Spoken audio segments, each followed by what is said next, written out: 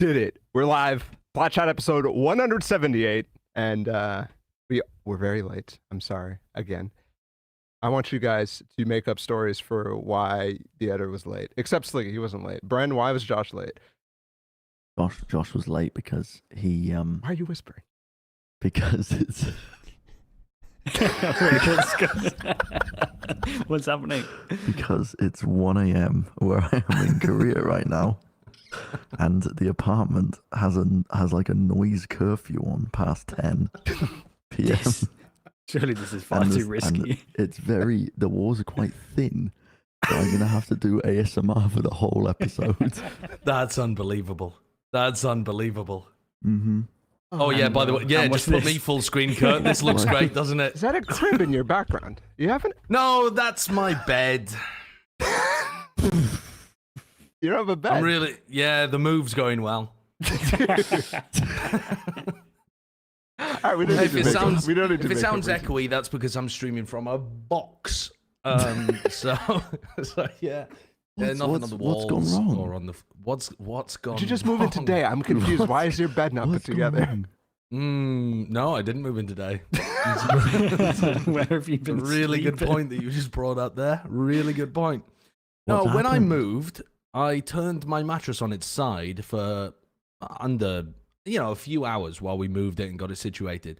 And one of the internal layers just fell apart, and all of the springs grouped up on one side, so it's unusable. So if you want the lumpiest mattress of all time, I've got it up on Gumtree at the moment for you. So Wait, you're trying to sell it still? no, I'm not trying to sell it, Sliggy. That was a joke. I'm not going to sell that. It's doing permanent damage to somebody's vertebra. No, yeah. It still looks like the same place, to be honest. I mean, Yeah, white wall. just blank walls, basically. I did put up shelves, and I put some stuff on the shelves about a week before we moved, which any time that some decision looks really, really like badly planned, it's probably because they didn't realize it was going to happen. Now, I don't know why I'll be bringing that up at the beginning of this episode. It has absolutely nothing to do with anything we might be talking about with relation to Master Shanghai. But any time, again, that something looks like it's a really bad decision, it probably wasn't planned very well. So, is the move why you're not going to Shanghai, guys? Is that what you No, want me to ask? no, they're unrelated. It was a non sequitur. I was just putting I'm it in so there. confused. What are you confused about? Just My what move. everything he just said. Yeah, I guess me too. Well, It's we too have a lot to subtle talk for about. me. Let's Too subtle for move my on. little brain. Let's move on. We have a sponsor this time. So, guys, let's get it. Warmer, sunnier days are calling. Fuel up for them with Factor's no prep, no mess meals. Meet your wellness goals in time for summer thanks to the menu of the chef-crafted meals with options like Calorie Smart, Protein Plus, and Keto. Factor's fresh, never frozen meals are dietitian approved and ready to eat in just 2 minutes. So no matter how busy you are, like Josh, who's moving, you always have time to enjoy nutritious, great tasting meals. So yeah, I love food. head I'll over tell to you what, factormeals.com/Valorant50 to get your 50% off your first box and more.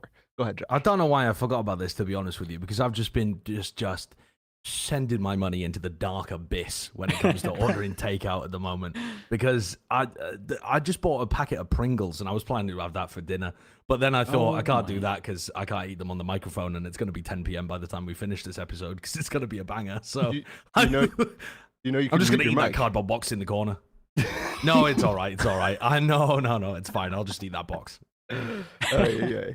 Well, guys, head over to factormeals.com. It's on the screen right now. Bottom Valorant50, and you can get 50% off your first box. It's very nice. I've tried it. They sent me a bunch, and it was very good. When I'm cooking for myself, when I'm rushing to get Emery, to bed and all that stuff, I'm just by myself at home. I don't cook, so very nice. I Very don't good. cook. I don't clean. Let me tell you how I got this ring. That's Arden when he talks to his wife. All right, Kendrick Lamar. All good. that ain't Kendrick. Why?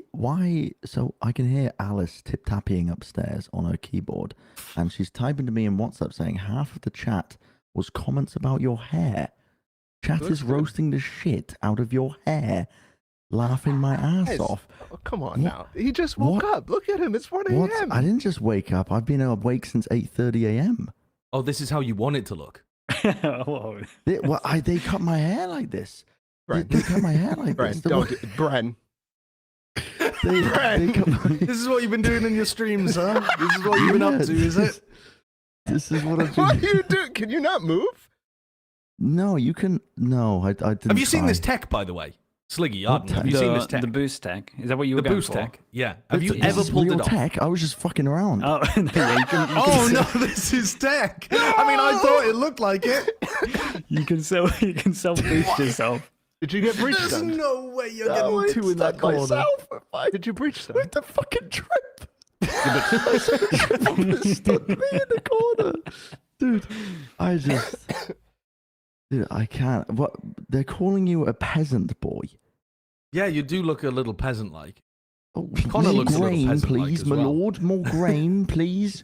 So, my lord, they're burning down the Alms. granary. Alms for the poor. My Yeah. lord. I mean, the fade looks Lovely. good though. The fade. They did a good job on the fade on the sides, but Yeah. I don't know what they you think pushed about my the ship shot. back even further. I'm definitely not don't receiving. do that. I think it Yeah, looks fine. Don't do that. Except for when you Looks great. spike it like Ooh, that. That there doesn't you look go. good. There you Now go. we Now you go. got the Wyatt looking. Yeah. Oh yeah. Next time, good. go in with a picture of me and say, "I want this." Dude, I'm fucking. I'm gonna. All right. Let's get this. This is a banger. We got top 10 players. We got power rankings. We got predictions. We got it all. Literally all of it. And playoffs happened, which means we got a hell of a lot of rumors. First one being Bleed probably losing Ye, temporarily stepping down. They brought potentially bringing Crazy Guy in. He's been moved to the active roster. Crazy Guy, the guy who was talking mad shit about Bleed and everything that was going on with that team throughout the season. So I want your thoughts, Josh. So listen, I've been out. I've been moving. I didn't see these kind of pieces of news. I've just been trying to stay in the VOD dungeon. Has Perfect Ye confirmed reaction. Because was the source from Ye? No, but from I'm Bleed. pretty sure. Yeah, it's It's just from Oh Bleed. right, it's from Bleed saying that he's decided to take a temporary break. I mean, dude, this team was chalked. They weren't fixing it. There's no way they were going to fix it. They've got a rotten internal atmosphere, and I don't think they might get a bit better after this if they're able to just align themselves. It's the kind of team where it doesn't matter how much talent you put on there. You could put Aspas on that team. You could put Aspas and Jing on that team. They're still going to be horribly dysfunctional because nobody has an idea what they want to stick to or what game plan they want to have. So if adding in Crazy Guy brings things more back to how it was, and you're able to run similar strats and ideas as when they were on the come up through Ascension, then they'll probably look a bit better. But it's just been, horrible mismanagement of this roster by the sound of it. But it does, follow a pattern of now two teams, I suppose. It's not much of a pattern, but just being a little more difficult to work with or having different ideas about how teams should be formulated, I suppose. Not really a pattern, though, is it?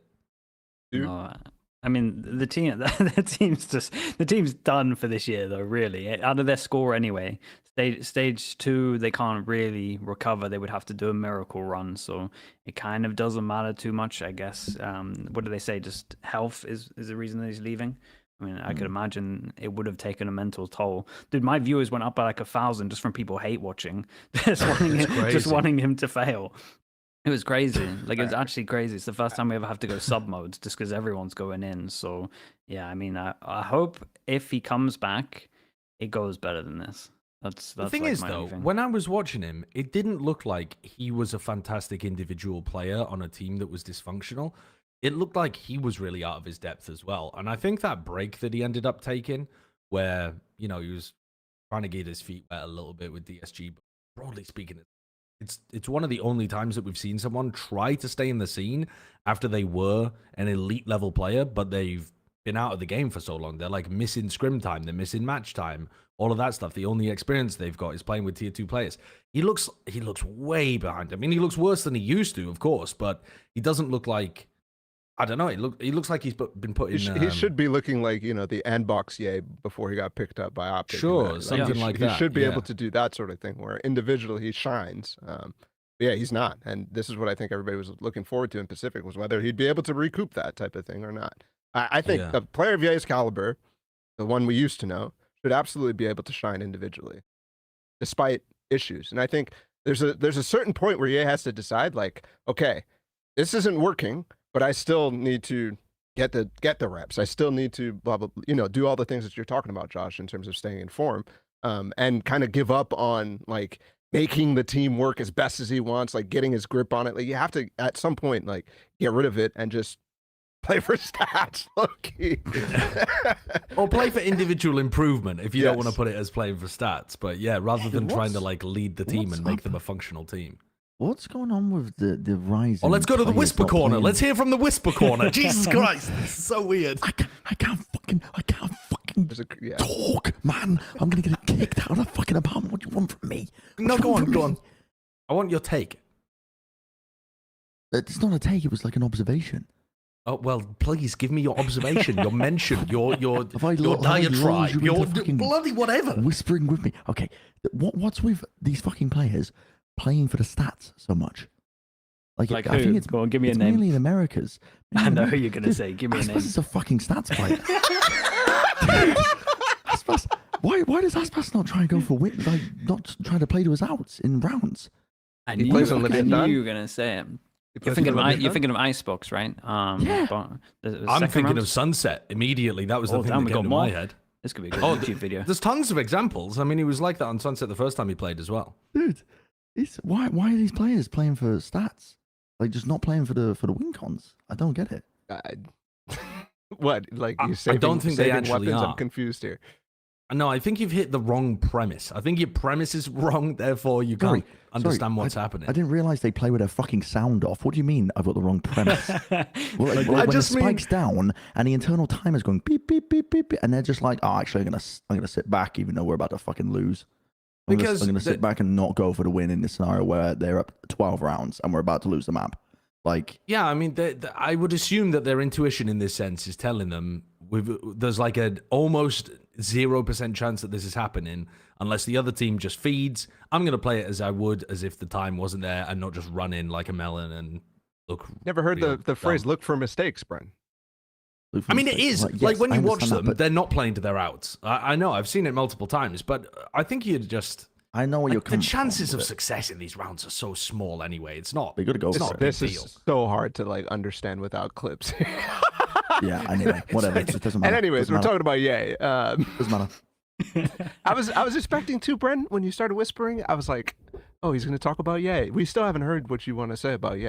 Do you have anything to say? Not much. Just fucking take a break, go to the fucking mountains, take some drugs, realign your brain chemicals, fucking get the 100 Thieves treatment.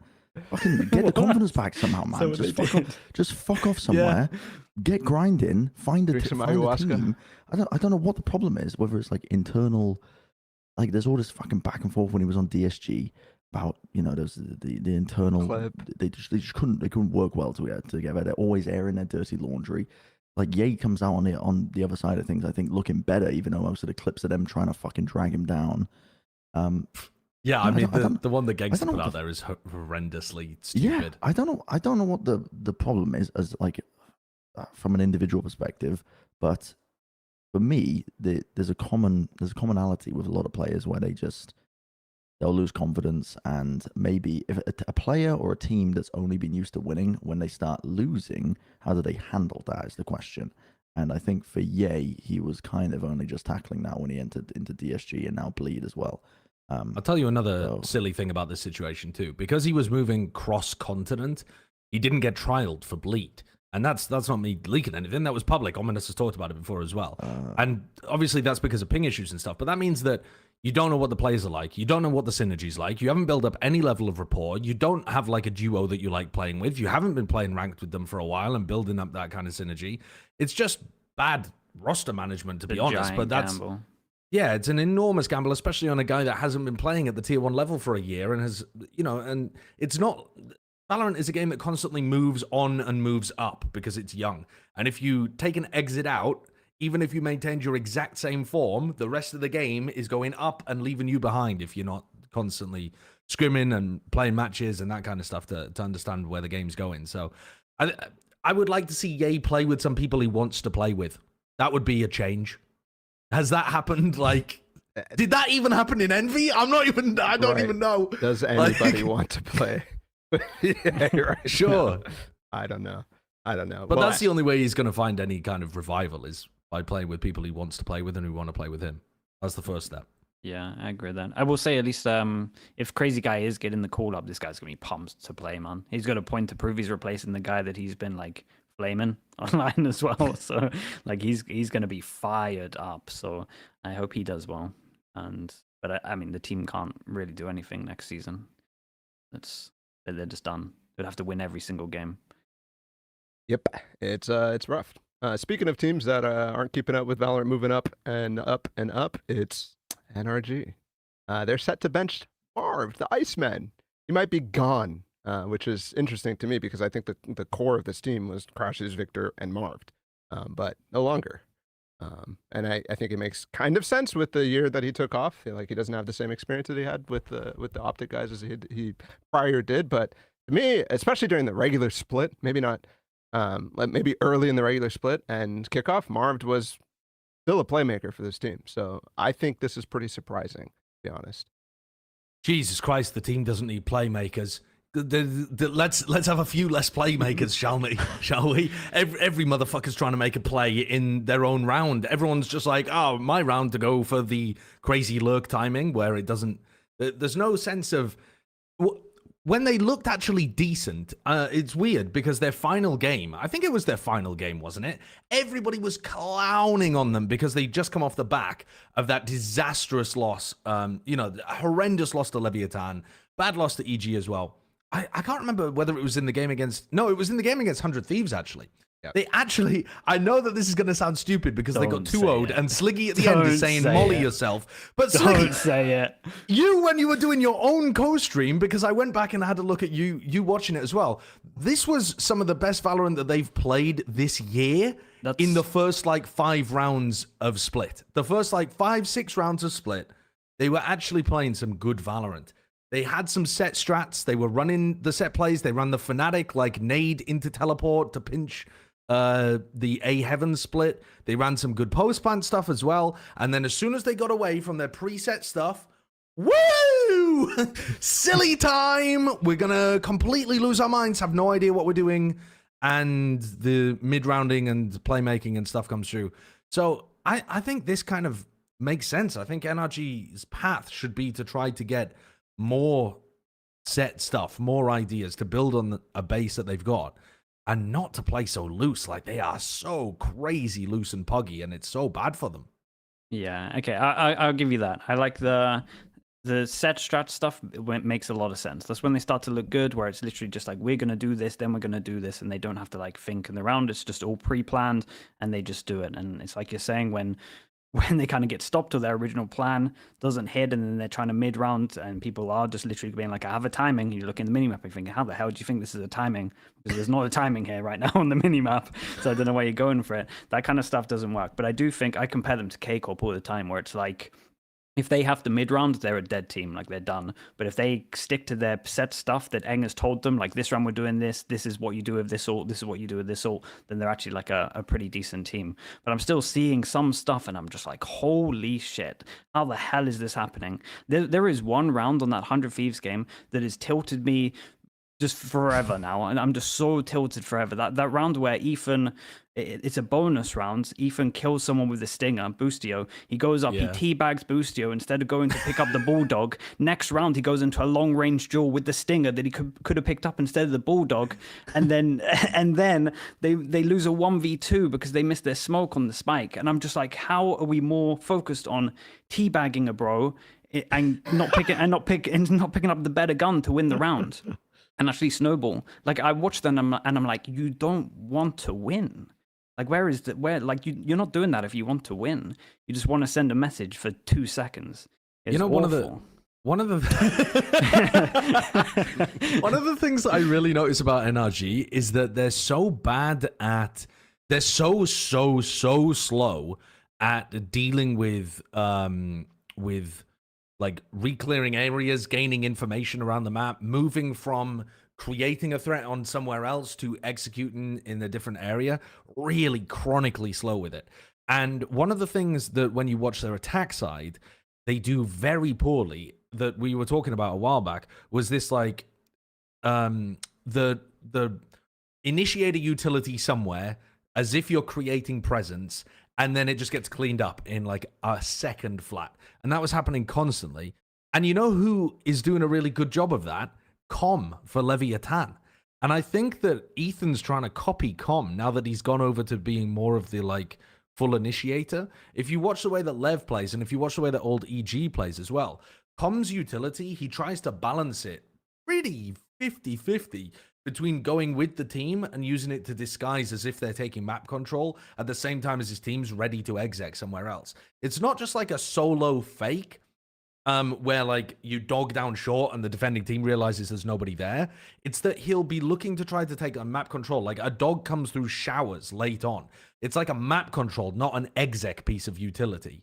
And then the team hits somewhere else on the map. Lev do it all the time. You can have a look at tons of their rounds. And when Ethan tries to copy that, I swear he's got it from Com because of their time playing on EG. He's doing exec initiator utility that just gets cleared immediately by like a defender looking at it or something. It works so badly. And if it gets cleared, like there's a good round of what you talk about where like he'll dog over towards short, I think it was on B, and then someone fade eyes instantly to clear it. And instead of going to shoot the fade eye, they just go into their original thing. And it's just like, well, created pressure here, let's go do this. And it's like, it just gets neutralized by a flash or a haunt or something. You either shoot it or you gotta adapt. You then go, okay, then let's now be fake and then use this fake info that they just got to actually go here because I've heard the eye and they think it's clear.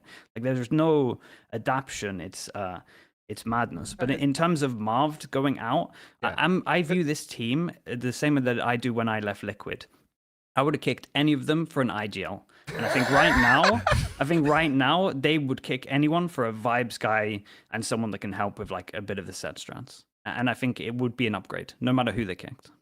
It's crazy actually that we roasted Bren so hard at the beginning of the year for saying that this team might have some like toxic, rancid vibes. If, we actually gave him so much. We obliterated you, honestly. I got dragged across coals for saying that this team might explode because they've got too many fucking like too many personalities on it that might just clash when shit goes wrong.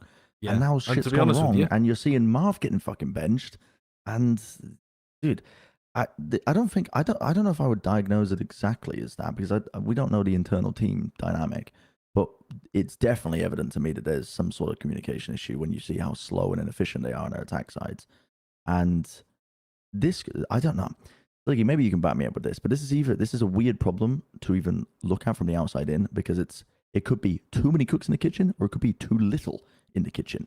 Like it could be too many people trying to do too much at once, and they don't have a clear identity of like how the fuck do we actually want to play our attack side rounds? Like, is everybody trying to be a hero, or is it actually the fact that fucking nobody's calling and everybody's trying to step up at certain moments and that's causing the problems? I think it could be both. I know that sounds stupid, but I think like early in the round you could have some like not enough people like actually coming up with ideas and stuff like that, and then late in the round you could have way too many people thinking that they have options, thinking that they have a place, and that leaves Ethan it's very difficult because as an IGL you want to kind of incentivize your teammates to give you information and also make calls based on that information and give ideas based off of the information. You want to have them be in those positions, and you never want to shut most of the ideas down.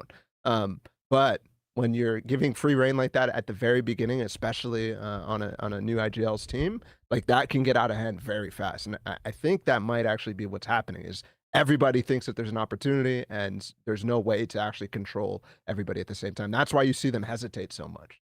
That's what I think. To bring this back to Marv, though, for a moment, again, who the hell are they going to get to replace Marv? I mean, are they actually just bringing back in Pool Chan? Is this what we're seeing? I think there's no way. He just signed with EG, didn't he? Like, I think G2? Yeah, G2. Yeah, he signed with G2 and then called the G2 game the biggest clown fiesta I've ever watched.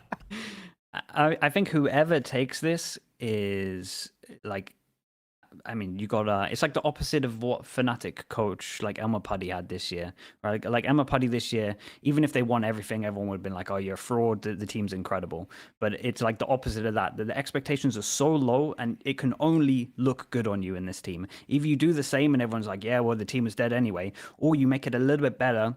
And they're like, oh yeah, it's because this guy came in, he had all the vibes, he had the ideas. Or you could come back and you make a super team, which could literally be turned around into a super team relatively easy with the right piece. And you just come out looking like an absolute superstar, and your stocks go sky high. So I'm expecting someone to go in. I think if I'm like Som, I'm probably accepting this if I was Som, because I'm thinking this is like a... But Som good as doesn't well. fix the issue, really, does it? If, I mean, if he's a that's not gonna vibes help. guy, Right. if he's a vibes guy, which I think he is, and then they kind of lean heavier on the set strats, and maybe you work with just Ethan and how to IGL, I think it could work. I think he's a Yeah, but vibes I guy mean- in a weird roundabout way where I think there's people who could be punching bags and allow you to like. That's what I feel like Som was last year on NRG. Like he was just Oh, a really? punching bag for everybody to like. Yeah, to say, hey, do this, do this, do this, do this. Like that's what I saw him as. He's definitely a vibes guy at the same time, but he also doesn't get down when that sort of thing happens. Yeah, but I mean, this if they add some, but they don't fix any of the rest of it, they're going to be extraordinary vibes whilst continuing to lose. I think the more important part is actually true. fixing the rest of what's going on here, and I don't think that like Marved isn't dragging the vibe down. You're like, yeah, they might need No, some I agree. additional.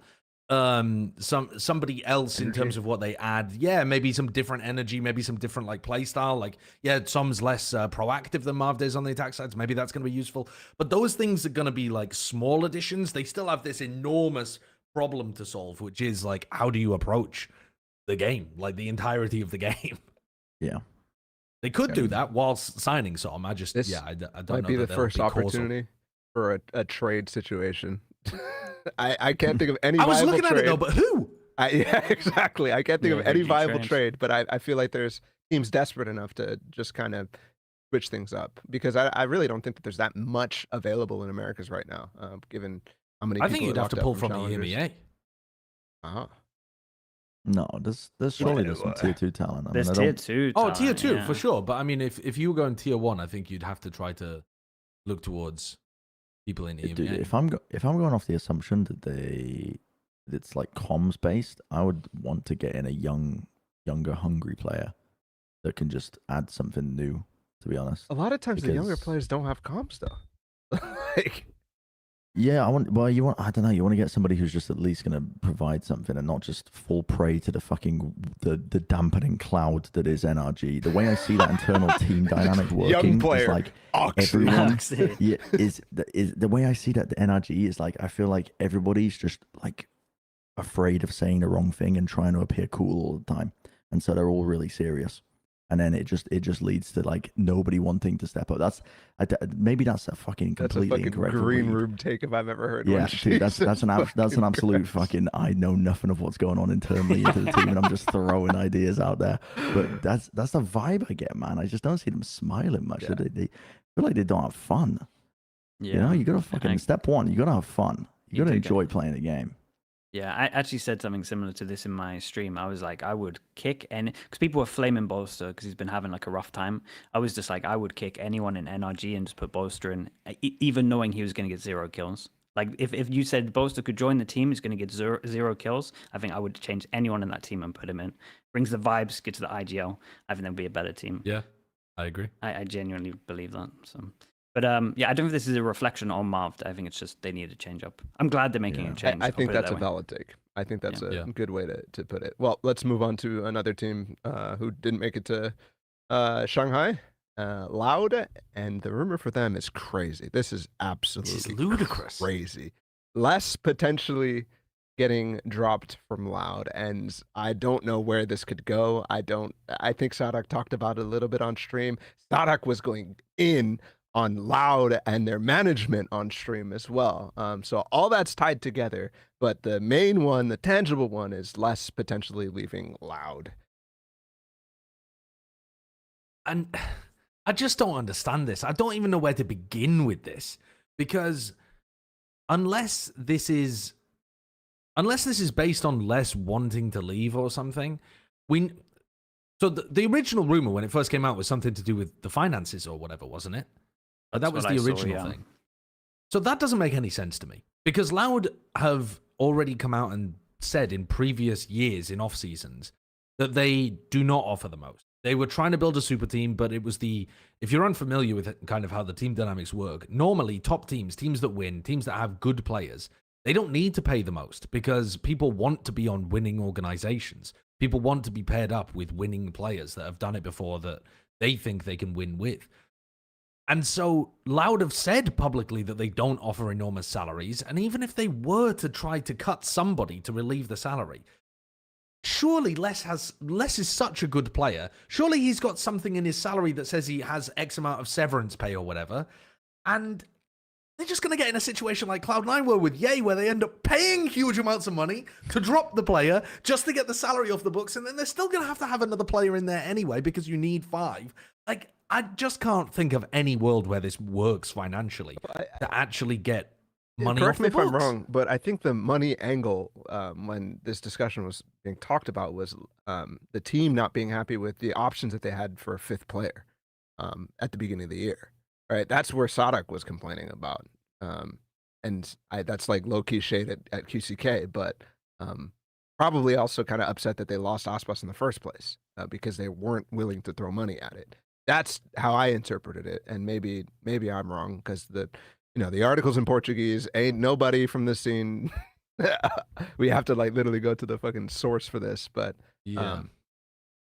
there's a whole bunch of stuff happening in Brazil right now. And this one's Pancada. Yeah, this is Pancada with Furia. The less stuff has basically just been like tossed out there and has not I don't know. really... Les was saying. I mean, Les was tweeting afterwards when this came out, being like, "What?" Yeah. I mean, look, okay. So just to read this for audio listeners, though, this is where me and Sliggy have got the financial stuff. So this is a tweet from somebody in the Brazilian scene who says. It's from Noin, who is like the premier reporter from the Brazilian scene, who says, Les's future is uncertain in the organization, and it is most likely that he will be moved to the bench. As I found out, the reasons revolve around financial factors. Rafa from Hero Base is the favorite to replace him. QCK's permanence is not guaranteed for the next stage. That to me makes no sense. I mean, if you're saying he's being moved to the bench, again, the rules state that you can pay people different amounts if they're on the bench. You can pay them, but they have to still be paid the league. Oh, no, this year they don't need to be paid the league minimum to be on the bench. But I mean, maybe he's not got something in his contract then that prevents it, like that. He might have a not negotiated very good. I wouldn't be surprised if that was the case too, because remember, Loud is like pretty severance. They're pretty strict about like agents and whatnot, and who's about like how they can work with. Loud had a thing where they were acting as an agency for some teams, right? That was like a bit of a scandal thing a while back. Anyways, that's never good. Honestly, No, that stuff. no. It never works out well. That stuff, especially for the players. This is the first year that they're struggling, and we're actually going to see some of these like contract disputes and issues come to the forefront. I think because not making playoffs, it's a team that I think needed a change after this year, and it was Les's fault. Split. They're right with that. It was definitely all on Les. He's the worst player on the team, and you should bench him. If Les is gone, this team's done. Like, I'm sorry. Dude, just when I'm like, nah, don't doubt Loud. Don't doubt Loud. They always prove us wrong. Dude, if Les is gone, I'm off. I'm off the train. I'm off. Sorry, goodbye. You just got on the train. I just got on it. I'm getting off again. Sorry, guys. I won't be coming to Brazil, actually. I'll be staying at home. I'm not going to be coming to Brazil. It's ludicrous if this is true, to be honest. Yeah, you know, the other part of this as well. We don't know exactly how this has ended up in the hands of the press, and maybe Les didn't know about it, but there are worlds where, and I'm not saying that this is happening in this case, I'm just trying to explain how sometimes these things happen. There are worlds where if Loud are currently in a negotiation with Les to lower his salary, to reduce the financial burden on the organization, and they say to Les, listen, we need you to accept like a 25% pay cut or something like that. And then they say, listen, we just can't afford to have you at full cost. And then they leak to the press that they are going to bench him. And then that gives them leverage in terms of how they negotiate with the player. This kind of stuff happens frequently, and you have to be very careful when you're acting as a journalist in in matters like this, that you're not just pushing somebody's propaganda to strengthen their negotiating arm. And it happens all the time with players and with orgs. And I'm not saying, again, that it's necessarily the case here, but it could certainly be something like that, where it's unlikely, but it's a negotiation tactic to try and to I've heard get orgs less have for cheaper. all the power in regards to that. Like if they feel like, they tell the players and agents beforehand, like when they step into negotiations, if they feel like they leak any of that stuff, like they just take it off the table. Which so it's the reciprocating factor that is available in NBA and the sports leagues. Players do that shit all the time. They have much more tools with leaking to the media and talking about stuff publicly than any of our players here in esports have at all. Because the punishment is just way more severe. So I don't know how that would work in Lester's situation, but anyways, we have a lot of stuff to get through still. We have top 10 players, we have power rankings, all that stuff. We have one more report. This one probably a little shorter, but Vitality. This is the first time I think we've ever seen in the middle of a season a coach potentially being benched. So that's the report.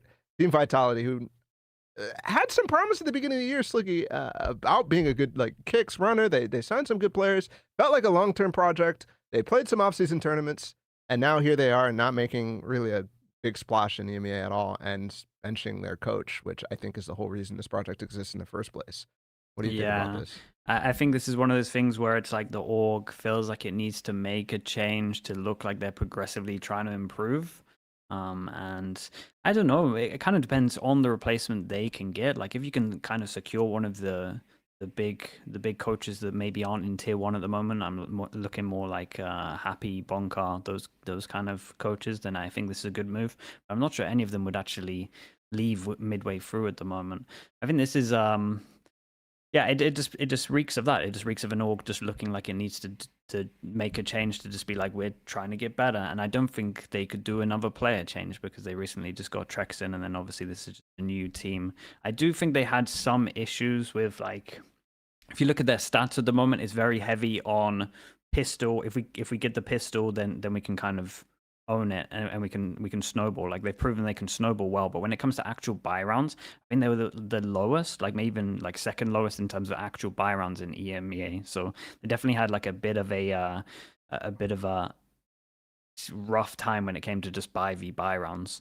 But I felt like the overall macro plans and everything is good. And I know that Strong, their assistant coach, and I think, Gorilla also watches a lot. Like, dude, look how many coaches they have. Yeah, they have so many. Which they one can afford to lose one? Yeah, you can afford to drop one and just promote one of the others. So, I guess we'll see. But I think this was like Salah's idea to get all these players. So, yeah. And I feel like in terms of the scouting job, there's no problems there, in my opinion. The actual group of players that they've put together, we were all very excited about it. It looked like a great group of people. The individuals have had some big performances on roles that they've been playing as well. Like, I've liked the idea of the team.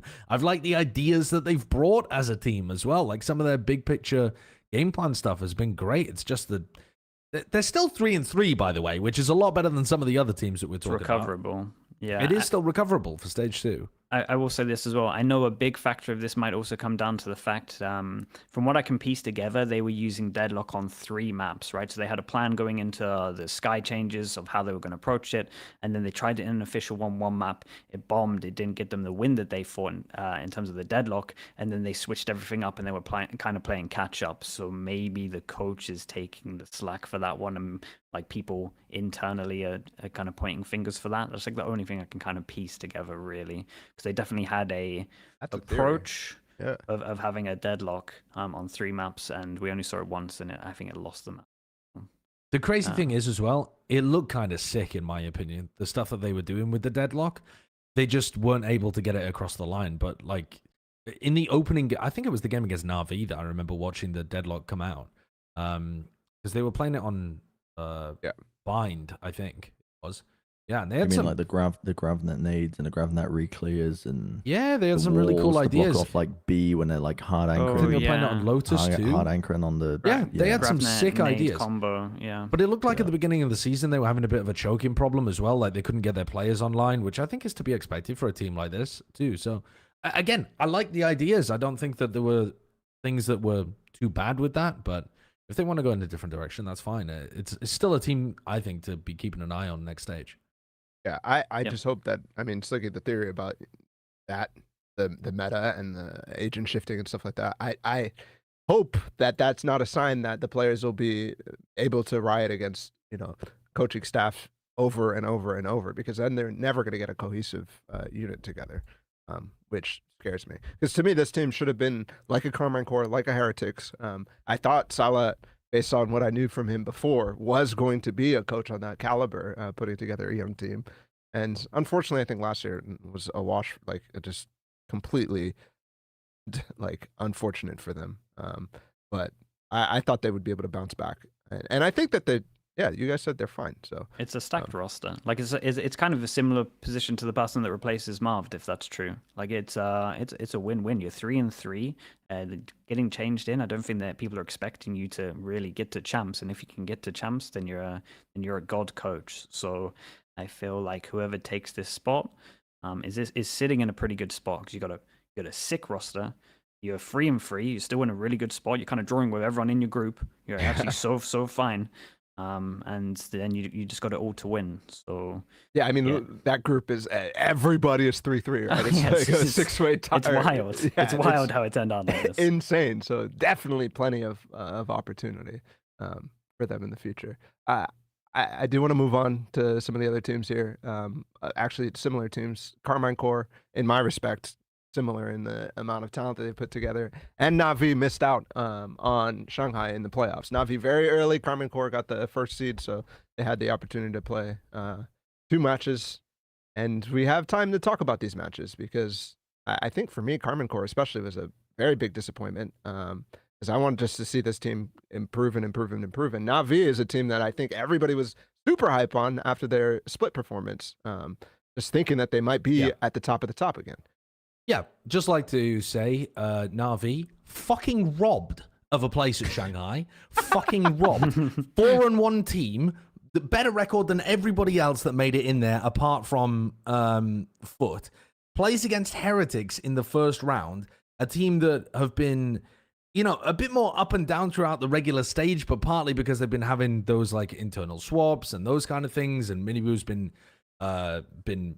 studying and stuff. But when Heretics actually turn up, Heretics and NAVI were a fucking lock for top 3, and they were on the same bloody side of the bracket in a single elimination portion. Like, at least we didn't. It felt annoying when in Americas we had 100 Thieves and Loud, and both were making late resurgences, and it was like, damn, it sucks that they're meeting in the single elimination portion. And maybe Loud would not be incentivized to make such large moves if that hadn't been the case either. But this is the real robbery. This is the robbery right here, is NAVI. Is me going through the top 15 players for Shanghai and being like, no, I can't put any of the NAVI players in there, actually. Or is it just really late karma? Because last year, they got bailed out heavy by Fnatic. Tokyo and champs. Tokyo and champs. But that, Sliggy, was karma for them missing out on fucking Reykjavik or whatever it was when they won in EMEA. They won in EMEA with subs as well. They won. Angel playing Jet. They won, and they couldn't go to the event. So good karma's coming, is what you're saying. Yeah. So next year's gonna be incredible. Yeah, the good karma's coming, boys. Just hold on, please. Just hold on. Oh yeah, this format is it's especially the playoffs format. I actually love the split 1, split 2, all that sort of stuff, but the playoffs format is garbage when it comes to this. And we have situations in every single region, right? Pacific had Talon, who was showing promise, get screwed out of a single elimination round. I mean, every team that gets knocked out of this it's just tragic. What makes no sense is you're playing like.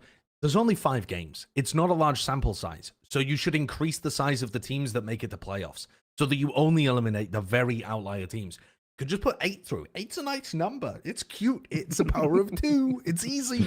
No, we'll use 6, the same as stage 2, despite having twice the data the second time. Whatever. Miss me with the format discussions. I'll just eat my box. Sorry to do it. Sorry to do it. What the? Sorry to do it one more time. But stage 2, are they gonna? It's 6 teams again, so is it single elim again? The champs. Probably, yeah. Holy Oh, that's shit! bad, That's man. That's crazy. bad. Are Can they we doing this change because of that? time Is there any way constraints again? Yeah, maybe. It's got to be time constraints, man. We must be It's able to gotta change be. that, guys. We Well, did Pacific- it before. We can Mate, change Pacific speed ran through all of their stuff, and they were finished like a week before everybody else. How did they do that? Because they start earlier? Like they start a week earlier? No, Is because that they how it were works? ramming so many games into every week. Yeah, like, they- the Pacific. Yeah, they did. They're doing 4 days. Pacific Can't do teams that. must We have got no LCS. power. No, That's- I don't know if it's LCS. I think it's the teams not wanting to play as many games in a day, isn't it? Or in a week. They were playing like 3 games a week at times. T1 played 2 games and then 2 games. Week Yeah, 1, week that's 2. insane. It's better than Um, the playoffs, though. I would take that Is than it- 2 weeks of playoffs. Like, Yeah, that's what I mean. I think the players needs to be changed. We did it with getting G2 into the because into the Even- elite region. We can do even this, the- man. We can rise up. Let's all But tweet. Isn't it? Come on. It's a time issue, no? Because you're adding what? and I 3 know you're more- at 2 a.m. or whatever, but that's what we're saying. We know it's a time issue. No, But then it's that not a can't be time issue solved. necessarily. The reason that they're giving is because if you're in the 6th place, right, and you lose, you're in the same position if you lose as if you lose. So there's no benefit really to winning the first game. Yeah. The benefit is that you could theoretically continue through the winners bracket. But last year we had those 6-team double elimination brackets where you knew that you were going to lose because you met like the number 1 seed. It was Fnatic. You've got no fucking chance. So you might as well toss the first game to not reveal anything and make a run through the lowers because you're in the same point anyway. He says, It's "Miss me just with the bad format. doing brackets for Miss 6. me with the format No, discussion." this is my bad. Goes crazy. I'll own up to this one. This is my bad. I brought it up. I apologize to everyone. No, it's all good. I'll get us back on track. K-Corp looked Stop eating your pretty. K-Corp looked pretty shocking, right? Like if I'm fully Yeah. honest, it was a lot of what I was talking about. Them mid rounding, and they just looked lost when they had to mid round. I'm seeing Magnum tilting heavy in some of these games. Really tilting heavy. It looked like there was a lot of frustration here, and I think this might be the team that benefits the most out of skipping from this. Give the coach time to cook, come up with new strats, because once these guys have shown demos, they are fucked. Like they Yeah. can't win games when this team shows demo, because they don't have, and like this is nothing against Magnum in terms of IGLing stuff. He just doesn't have the experience. It is just it doesn't have the power to be able to mid round to a high level of making these events. So unless they have new comps, new stuff every single time, they're not going to make it. So them having this extra time now is going to be great. Yeah. But I also much where think I'm at. even contrasting them to Heretics, every time I watch Heretics, I'm like, wait, you have more? they you keep have showing more more, to they show keep me? innovating more. Yeah. How? How have you got more?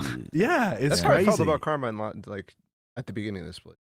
Absolutely, but I think they ran out of it much earlier than Heretics did, who've continued to innovate. And I think if you're going to play a style that relies heavy on like fresh ideas that other people are not ready for, then you've got to keep innovating. And I think Time Off they'll just have a cracked strat book heading into champs. I think they need some individual work with Magnum though, because to me the tilt thing was, I mean, that was also a factor when he was playing back on Fnatic, right? It was also a factor way back before, and I think that's something he has to work on, especially when it comes down to these pressure games, because they were still neck and neck with who was it, Fnatic in the upper bracket. They were absolutely still playing in that series, and it was clutch moments after clutch moments after clutch moments that just knocked them out. And those types of close situations are really difficult to mentally stay in, especially when you're the guy who has to make the call, has to get up after losing a 1v4 to Chronicle backside B on binds. You have to get up and call a strat, and that's Magnum's job. So I'm looking at him to improve a lot, and I think yes, Time Off is going to help significantly, and they need to spend time specifically on that aspect. The level of individual ability on display during that Fnatic's KC game to drag Fnatic back from the brink. They were down 9-3, 8-4, something like that.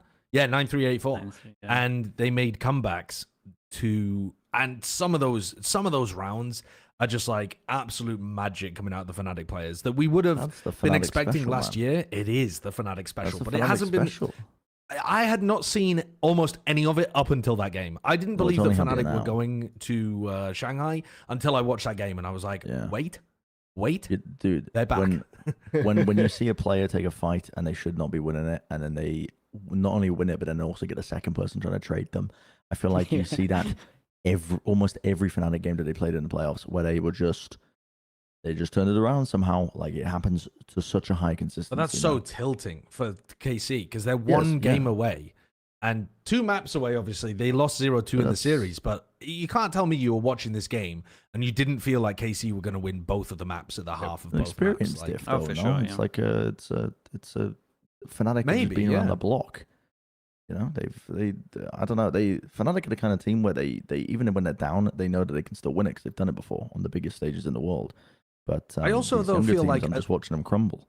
at the beginning of the year, one of the things that I was most impressed about KC was that they just had such a natural ability to sync up with each other. Every play, if you remember during kickoff, Yeah, every play had someone with them.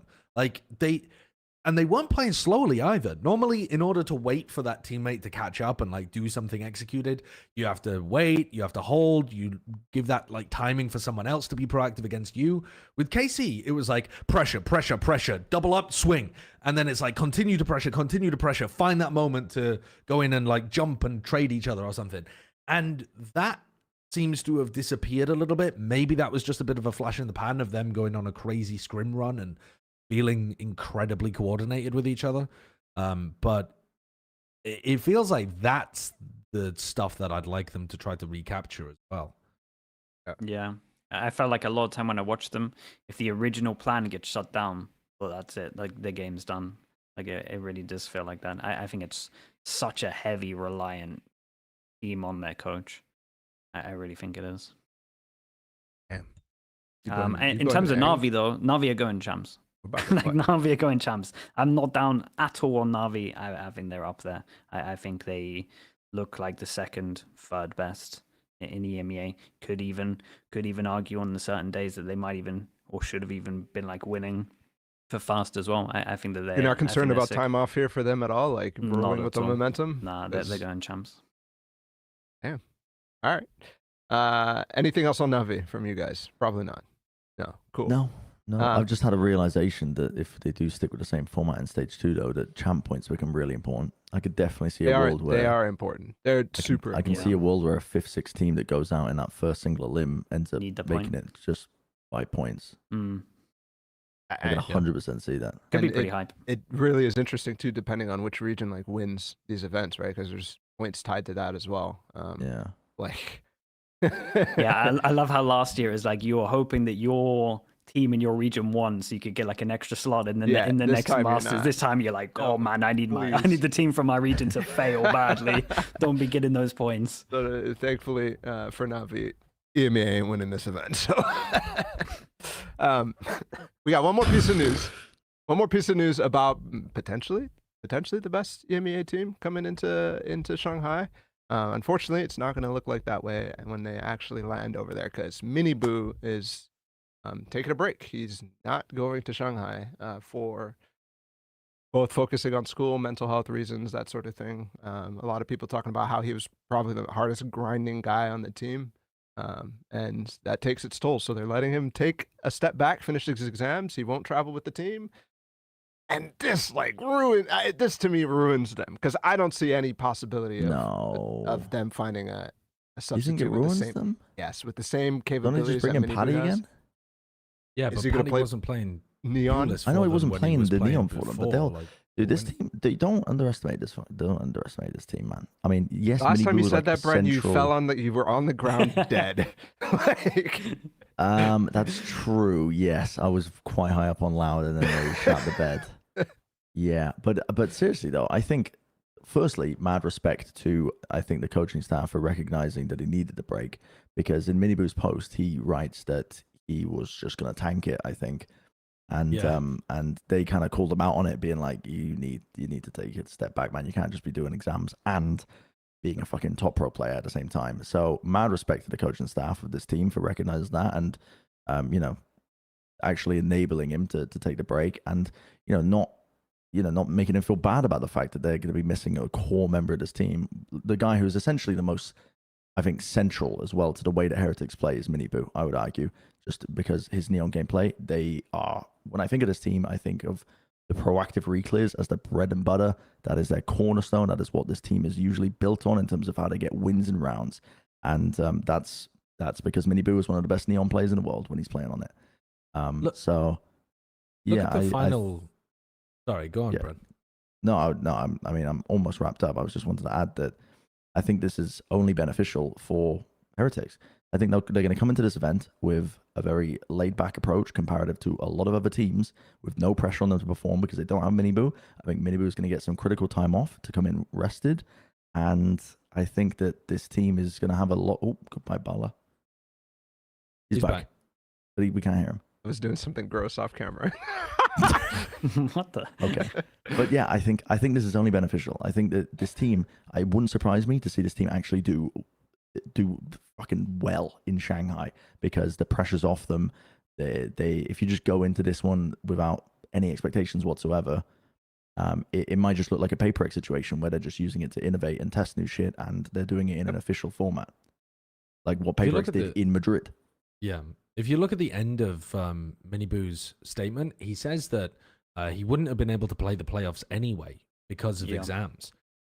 So this isn't actually that big of a difference compared to what would have happened anyway, which means that the risk reward from the team side, this is absolutely 100% the best move. Even if even if you could have argued it the other way, possibly in some other universe, this is just like, it's an absolute slam dunk. Like, of course you rest the guy during the group stage and allow him to just focus on his studies and then get back into stage 2. I think this team would have been a favorite to make it super deep. I think that they could still go on some kind of run, but I don't think that they'll have a better opportunity to win an event than this. I think at the moment they're so high up there in terms of where you would rank them compared to the other teams in the world that I guess Madrid was also somewhat similar, but it feels like some of the heavy hitters are not here at Shanghai, and Heretics are playing really good Valorant. Yeah. It will be a bit unfortunate if they cool off for champs, but I agree that this might have been their best tournament to win. So I literally just came off an interview with Nelzinho when we were speaking about this. Me and Minnie just interviewed him, and he was just saying that how pretty much what you were saying there, like playoffs, he could only do it. So he would only kind of be there for 2 games. Say they won 2-0 from their groups anyway. Then he would have to fly home. So it's like flying there for 2 games, flying back, and then he still has to do all of his exams. I was wondering, I was like, is he doing it online? Like, that's crazy. No, yeah. So, and this guy's just studying hard. So Neil was saying that, that like you'll play a prac and then you get like 10 minutes in between the pracs because they take like 50 to 45 minutes. This guy's apparently just studying in those extra 10 to 15 minutes. Everyone has an hour for break. He'll eat in the 15 minutes, then he's studying for the 45 minutes. Like, this guy's working crazy hard for it. So again, I agree with what Josh said. I think it's just it is the right call. Like, for sure, just giving him a lot to breathe with. And then for what they're going to do at Shanghai, Neil didn't actually say anything, but I do know that Woot plays duelist, and then the most sensible thing would probably be bring Patty in for Woot's spot, and then Woot could just go duelist, and then you just use it. Was it Bren? Was it you that just said that they can do it similar to Paper X, where it's just like they were trying to... They were innovating over Madrid. Yeah. They came into it with no expectations because they knew that they were just like, whatever. I mean, they didn't really have a strat book even developed, I think, heading into the event, I would argue, when I was watching that team in Madrid. So, and they're just trying to, because they were trying to give Monyet confidence, and this is going to be Woot's fast masters, so they could literally treat it the exact same as what Paper X did. Bouncing off that point, I think one of the biggest downfalls of Heretics in Madrid was the inexperienced players on the big stage. Yeah, just not being used to that big stage environment, which is crazy because they do have some players that are kind of used to that. At least, I mean, Benji Fishy. You think about this guy. He was turning up in Madrid. He was super young. He was turning up. I mean, he went unreal in Madrid. The Benji Fishy spot and split, dude. That's what I'm saying. What do you mean the spot? It's the entire site now. But that corner of split that he played in when he played him for 4 rounds in a row and just got a 3-piece in every single round. Anyway, getting off track. But I think this will be also good because it's no pressure and you're getting those players even more experience. I think you touched on a good point there as well, because it's like when I look back at that PaperX game on Split, it was like they were getting too pumped up, they were getting too hyped up, and it's the biggest downfall that I had when we were in coaching in Liquid, and something that we struggled with all our players was just staying in the present. As soon as people start to think about the future, they start to think about actually winning that game, everything can kind of just crumble, and it felt like that happened twice. It felt like this happened with Heretics PaperX in Madrid, and it felt like it kind of happened a little bit on the third map against Fnatic as well, where they were like 7-2 up or something against Fnatic, I think, on the third map, and then it just started going a little bit down. Yeah, 7-2 up, and then you could just see like they started thinking of the future and winning, and like, oh, we're going to 3-0 them, and then it all starts crumbling down, and that's when the pressure starts falling of like, oh no, this looks even more embarrassing now, and then the mental just starts going a little bit crazy. So yeah, I pretty much agree with everything Bren said. I think it's just going to be good for them to just get used to that. Get used to the staying in the present and focusing on the game until it's done. Can I throw a couple things past the group as well here? Because I feel like this might be something that the general community hates the idea of. But I think that when you have a team like this that is clearly very well built, and it's got the strategic side of the game down, it's got good players, and it's also got young players that are hungry and clearly still going to be good in the future. You know, people like MiniBoo, people like Woot, they're only just coming up, so they're still going to be a good team heading into next year. You don't actually have to go mega hard your first year. Like, you're not at danger of relegation.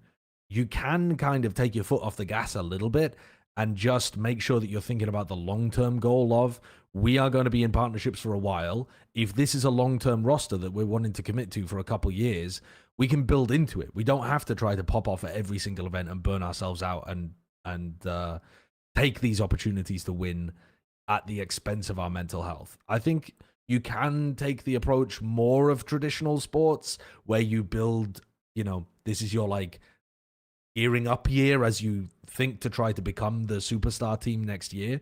I think Heretics are in a great position to do that. Yeah, exactly. Yeah, and then Neil Zeno can get the first draft pick. Yeah, and I think that's very rare in Valorant. 17-year-old Turkish player. It's super rare in Valorant to be able to do that, right? Have a roster that you're confident is going to make it to next year. So I think that's good. And going back to what we were saying about this being the right decision, Masters doesn't mean that much. It really doesn't mean that much. It's the 3 points that might come down to it, but you would expect Heretics to be in the top 3 anyway. Like, the points don't mean too much, and you only get the points if you win. And champs, not even if we're thinking about the next years, which are obviously important, but champs does mean so much more. That extra percentage you get for your org, and potentially you, if you have that in your contract, is huge. And then just the money difference as well is probably going to be double, I guess, of a Masters. So champs are just so much bigger. Qualifying for Madrid, pushing deep in this play, like getting second in this playoffs as well. Like they've already set themselves up for done such enough. success. Yeah. Yes, exactly. So it's gonna be interesting. We'll see how they perform in Shanghai. See how they treat it in Shanghai. And it's time, I think, guys, to move on to the meat. We got top 10 players. We got power rankings. We got predictions. We're an hour and 10 minutes, actually, just an hour because everybody was late. So let's start top 10 players. Everybody. Everybody was late, including myself. Okay. Master Shanghai. Top 10 players.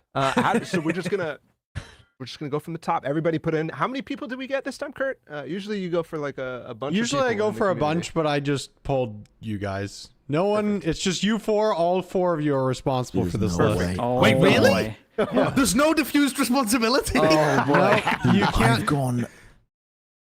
Wait, not too crazy, Bren. Surely. I'm gonna do some serious trolling with this, man. I went fully off vibes. No. Oh, No! What? You've trolled the whole list. This whole list is trolled now. I've gone What fully does off my that mean? vibes. What does do you that mean mean? Like, vibes? I just listed out the players, like from each region in a spreadsheet, and then I just kind of like went off the list, and I was like, I kind of listed them in order of some fucking random bullshit stat, like I don't know. ACS? And then no, I can't even remember what Headshot it was. percentage? It was just a random. It was a random stat. I just listed them in that order, and then I went on the top column, and I was like, "Who's the best player out of this one? That guy. Who's the best player out of this one? That guy." And then just fucking building it. So That's not vibes. That's Actually, that's that a sounds pretty somewhat methodical systemic. fucking way. Yeah. no, like, because this Depends I what can't the remember stat what stat I used. It really Oh, depends on what God. stat So it is. it's and depending on the stat, you can just have a completely randomized list. Like you can just have fucking the bottom. you fraggers could at the miss top. people real you can hard. miss people easily. So I think I've trolled. I think this top 10 is going to be one of the worst ones we've ever done. Brilliant. That's crazy behavior. That's crazy behavior. All right, let's get started. Let's get started with number 10. This is I'm nervous. we listed 15 people each, by the way. So I think that's maybe a little bit more than we were before. So there's maybe less variance, but with only 4 people, we're so fucked. Kurt, who's our first player? Number 10. Number 10. Forsaken. Wait, that's Okay. not too bad. Wait, I'm pretty happy Forsaken with that. not being pushed off the list. That's Huh? pretty good. Quite possibly the most flexible player in the world. Forsaken has played 8 different agents during Pacific Stage 1. Thank you, Space, for helping with this. Maybe it's just Kurt, actually. I don't know. Yeah, I think this is pretty good. I think this is pretty reasonable. 10th for Forsaken. I think his ceiling is way higher than 10th. Don't get me wrong. Like, this guy is unbelievable. He's the most innovative player. He's the most fluid player. He's one of the most flexible players in the world. But for performance in Split 1, 10th, I think it's pretty Yeah, good. The I fact that can he's on take the that. list gives me hope, Bren. Yeah. Yeah, I mean, same. He went bonkers at Madrid. He was definitely, in my opinion, their best player at Madrid. And then when he came off Madrid, he's actually picked up more of like a supportive role, I would say. He's been playing much more of the breach. And oh my God, it's good. Oh my God, it's good. I had him on my top 15. I had him actually just missing out on the top 10, but I think this is so fucking fair. It's incredibly, he's so damn good. The problem with Paper X is they all are right now. They're actually just all cracked currently. Yeah. You gotta have them all in there. I was because they started to let Jing call more to get his kind of confidence back in how he wants to play. So I think Forsaken's on the breach, and it is literally just all your util gets spammed for me to just send it in. But the util's good, man. Like, this guy is crazy good on every agent he plays. It is top level agent performances on any agent. Yeah, And that is insanely hard. As much as and there's lots of players out there that think they can do this, but you can't do it to this level. Like, He's got the Forsaken is Midas touch, man. he's a god. He's got the Midas touch on any agent he plays. Seriously, I'm so impressed. Every time I watch him play, for example, Harbor, when I think of Harbor, it's actually harder than it looks, given that, like, as the fucking resident Harbor fucking player from when we were playing that dumb Pearl post-plant comp in Premiere, whatever the fuck it was. Dude, Harbor sucks to play. I'm not gonna lie. It's quite difficult sometimes. You to were hit your playing on walls in, 200, like, that pay setting. 250 ping, Bren. Yeah, it's like, actually impossible. it's to way play on easier high than ping. you're talking about. but dude, he Forsaken cooks on Harbor. Like, he actually makes the agent look fun. He's like throwing like the cove against like the corner of walls to fucking explode out a hook or on bind, and like set up high-low swings and shit. Like, this man. He was throwing cooks. coves to block initiator utility on walls. Like, Yes, dude was yeah. cooking. He's like, And that's he's not next because it's not like a level. jet smoke. It doesn't just pop. Like, Nope. it has to land on something. He's next level. He's at genuinely next level. So I'm glad we didn't absolutely roll him by including him off the list, which we usually do. All right, let's move on to number 9. I love the new look. I don't know if we did this for Madrid, but I feel like I'm literally in a Valorant trailer. I just take the assets from the event and just animate them. Oh, sick. Okay, that's cool. easy. So we literally are in a Valorant trailer. Let's fucking go. Number 9. Let's get number 9 rolling. Who is it? Hong Kong. Okay. I mean, Okay. for all I'm the Chinese surprised. players, like, Well, if there was one to come on the list, it has to be Hong Kong. Okay, has to be let me talk about Kang for a little bit, because I put him higher than this, so I'm probably responsible higher for as it. well. Okay, and then I think it might Not be me and maybe you not as high as responsible. you, because it sounds like you're like top 5 or something. I'm close to top 5, so I'm thinking because he's been playing a different role, and all at EDG have been doing a different role going into kickoff and coming into Masters Madrid, and now they've gone back to old EDG where it is, let's do everything for this guy. Like, let's put him on dual list. Let's set him up. Let's get the ops. Let's drop in the guns. And he looks great again. It looks like the EDG when we were getting excited about them as a team and him as a player. And I think he's fired up. And I'm actually expecting big things coming out from just him individually from Shanghai. I'm so excited to watch him on stage in Shanghai. I mean, Yeah, dude, if there's yeah. any time to peak, it's right now for Hong Yep. Kong. And he's peaked many times at international tournaments, and this one is going to be insane with the crowd behind him. So, yeah, I think this is fair. I don't know where exactly I had him. Maybe it was outside of the top 10, but he's electric, man. And I think just by having home crowd advantage, he should be on this list because his form is going to EDG. skyrocket. They might win. They might win it all. Chill your They might fucking win it all. beans, I mate. mean, I'll be real. I only had Kang as the only Chinese player, the only player from a Chinese team on, like, in my list at all, because this guy is the fucking real deal, and I love the fact that he's being enabled again. It makes me so excited. I mean, when we were doing the prep, I remember like Champs 2022, and this team was coming in. I remember watching them. I was like, oh my god, this guy's so good, like individually, and then they didn't do well, but it's been a joy to watch this team just go from strength to strength for the international events. It's only a matter of time, man. It's only a matter of time until everybody's surprised. And I feel like if it's gonna happen, it's gonna be Shanghai. Surely, it just feels like it. It's set up for it. Some weird shit's gonna happen with this event. It's already cooked, man. It's already cooked. And so like I feel like fucking some weird shit's gonna happen. Like the fucking dude, there's gonna be like a big, I don't know. There's gonna be something. Gonna be something that happens, man, and then EDG is just gonna be like the only ones unfazed because they're fucking like playing in their home facility or some shit. I don't know. I'm predicting something big. EDG are gonna win it They're all. gonna get sent home. Fucking LCQ 2021 North America. I mean, I'm hoping the event doesn't get cooked, but it just feels like there's an aura surrounding this event. There is something in the air. There There's an absolutely aura is. around this event already. All right, let's move on. Stop fucking starting shit and get to our next player. Top 8. Cryo K. I wonder if this is going to be the only 100 Thieves player because we only have 7 spots left. And Cryo. Dude, this might I have think been if you me. were gonna have just 100 Thieves player though, it would be Cryo. Cryo's been performing extremely good, well recently, and he's elevated his game. He used to be on our top lists. Probably higher than this, to be honest. During the chamber meta, he'd be like top 3 or something at times. Oh fuck! It was top 1 on our 2023. Who's going to be the best of the year before the year predicted happened. his downfall perfectly by putting him at the top of the list. we really have too much fucking power, man. It's insane. But his game's elevated so much since Boostio's come to the team and they found that more like aggressive component for him. I'm excited to see what he's able to do because he's still got the ability to go toe to toe with a lot of these other players that he's been able to hang with when he was back on Exet. But now we're getting to see him as a more complete player, and we're getting to see him in a very well functioning team. Those things colliding have me very excited because you don't often get those all working at the same time. To contrast the Kankan, for example, I'm not sure that EDG is as cohesive a team as 100 Thieves is right now. So you would expect the star players to be put in better positions, despite the fact that Cryo sometimes is just playing Brim, owning people from the backlines of Bind. Yeah, he's getting the Demon 1 experience right now, right? Where it's just Brim and Duelist, and it looks great, to be honest. He's just playing so well. I think the whole of that team is just getting the boost from Boostio, where it's just like they're all confidence players, and when you get a team like this, it's so sick. Where you get like the pure amount of confidence players, and there's someone who actually just provides confidence to the rest of the players. It's some of the sickest stuff.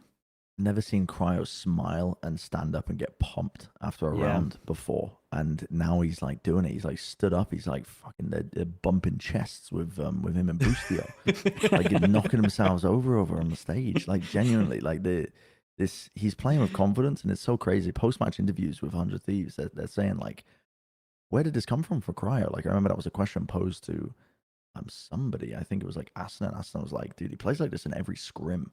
And he's only just started playing like it now, like on the stage, like showing everybody what he can do. So I mean, if he keeps this going, he will look like one of the best players at the event. Possibly even higher than 8, where we've got him. I don't know how he ended up down here. Maybe it was me.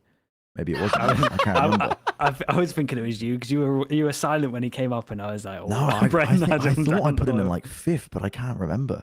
I might have trolled and put him low. Dude, your You're list such a afterwards is moron, going to be bro. bonkers. It's nice that it's only 4 of us. We'll be able to roast each other. Yeah, that's it. So let's move on. Let's see if there's other 100 Thieves players. Probably not. I put Boostio pretty high. But either way, Really? because of all that other aspects. I put Number 7. EU second. EU second. Second. No, second out of the 100 Thieves Oh, players. okay. Okay. Jesus. Well, number Christ. 7. Number 7. CNED. I forgot about CNED. I completely forgot forgot CNED? about CNED. How have you forgotten about CNED when he's pulling out his like most It's unbelievable over. moments of all time Yes, right now? I know. Oh my god. He's Dude, not just clowning on shitties in 2020 with the operator anymore. the He's thing out is- there farming. The thing is, look, okay, Shitties. we have had so much support from the community the last couple of times we've done this that I'm just I coasted this one. You know, it was 8 p.m. Just put Emery to sleep. I was like, dude, let me just get this shit done so Kirk stops asking me. Fucking knocked it out first pass. Fuck me. So he's 7th. Probably Dude, should be missing a way player is higher. inexcusable. Vala. I should know set all the up players. I set up the form so every Dude, player they're all is there. listed. They're all there. But I saw Foot and I'm like, I was like, Yetajay. Yeah, Yetajay. You didn't put Cena. I mean, Yetajay was going Yeah, nuts Yetajay's in been some of the doing good. matches. The problem is that I'm he just just like obsessed with him. Yetajay had a bit of a dip towards the end that's got me a little concerned You're a for his little bit consistency. twisted. But man, when he's playing well, he's so good. Yeah. Well, anyways, I'm gonna spill the at normal. least he's on here. Gonna spill the normal CNED stuff of just this guy with freedom is a beast. Like this guy with freedom, like in Navi had a leash on him. Angel gets the freedom. In Foot, they've just fully embraced it. It's just you do what you want to do, man, and we'll work around it. And he's just a beast. He'll push on defense. He'll lurk on attack with a jet. Like he does what he wants. He brings the op out. He's hard to play against. He's actually everywhere. And he's looking back to dominant form, and he's happy, bro. That's the main thing. I'm watching this guy smiling. I haven't seen this guy smile for a year, man. So it's pretty cool. So I'm That's happy. brutal. I'm happy that he's happy. So, bro, he was having a rough time on Navi, man. Yeah, you could but tell he the was, vibes dude, were. there were some times where I was like, oh shit. I actually think that he evolved on Navi, right? I think obviously he had the Ascend year where they won, and then kind of a shitty year the next year. And then Navi, I think this is to me, I think he learned a lot. He's bringing it back to Turkey right now, and he's doing everything. He's doing everything. So Dude, he didn't look happy on Navi either. Man. no. I'm not saying he did, but okay. there was moments where I was like, I think for me from Navi, what I saw from him was learn how to fucking use your emotion. Before that, dude was just fucking. The only time I saw him smile is when he was stacking those cups. That was it for the whole year. That was the happiest he's ever been. Just like, yeah, man. Outside of the game, just stacking Do they some have cups in Shanghai? Maybe. Are we sure that he's going to be able to stack cups? Concentrate. Oh, yeah. Should be higher, but anyways, sorry. Let's go top 6. The other this is Foot where players, shit by the gets way, are still interesting. super Fitz- good too. Yeah, I agree. Got some weird style of play though, but For 6. Tat. NG Fishy. I mean, So true. yeah. I don't this say I is- mean. If the I mean is about to be a negative, ain't no negatives coming this guy's way. No, Benji Fish, dude. I'm telling you, I'm redefining how ranked is played in the Tokyo servers right now. When I'm playing Split and I'm screaming Benji Fishy, and it's the only com I've shouted the entire game, and I'm praying, I'm fucking praying that my Japanese teammates are gonna understand what the fuck I mean when the player is in that corner and they're fucking killing everybody. I'm just praying that they're fucking gonna take him out, man, because this kid's savage. He really is. He's so fucking good, and you're just seeing him go from strength to strength. Yeah, man. I don't know. He's phenomenal. He's a phenomenal player. You know, when we were talking about the MiniBoo topic, and I'm like, yeah, this probably tanks their chances. When you really think about it, though, Gen.G Fish he is this guy, right? He is the guy for the team. He is the guy. Fucking, I know he's not IGLing, but dude, it looks like he's the leader. It looks constantly like he's the leader. And it's, I mean, it brings me a tear to my eye, bro. I'm so proud. I'm so proud. Do you know what's impressive about this guy? And this can be a lot of lessons to a lot of players out there is if there's anyone who can warrant an ego, it's probably this guy. Like coming over, dominating Fortnite, and then like actually just looking this good in this game. And it literally is just like the most humble guy there is, really in for the team. I was speaking to Nozino about it today, and he's just like, he is the best person to work with. He's the most coachable. He'll listen to everything, does his own setups, hypes up all the team, like gives input, but is not scared to like call out stuff that he wants changing or like people get advice from anyone. Like he's just great. And the shots he's hitting are like ludicrous, like some of the best shots I'm ever seeing in Valorant. So He looks like the complete package right now. He's pretty much the best anchor that I'm watching at the moment. Yeah. Where it's like most anchors at the moment, you're in there and I'll be like, oh, he needs to get 1 or he needs to get 2. When I'm looking in there and it's Benji Fishy, I'm like, oh, there's a chance this guy's going to get 3 or 4 here. So I think he's Especially just when he still has his cage up. yeah, when he's still got the cage. Doesn't matter, Yeah. man. Dude's gonna last forever. So I hope he can keep this up because his level right now is crazy high and crazy hard to keep at this consistency on a sentinel, like an anchor. It's crazy hard to do what he's doing right now. So I imagine we see him drop off a little bit, but if not, mad respect, honestly. I think he also benefits from having this, like, when I think about Heretics, I think about it almost like 2 pincers of the team. One is Gen.G and the other is the like aggressive component with MiniBoo that works so nicely in tandem because like on the attack sides, you're always thinking about like where they fighting. You're not thinking about where is Gen.G now. And on the defense side as well, they're a very aggressive defense team. So you've got to be worried about a set play at the beginning of the round. You've got to be worried about MiniBoo re-clearing you at some mid-round timing with a flash in your face and that kind of stuff.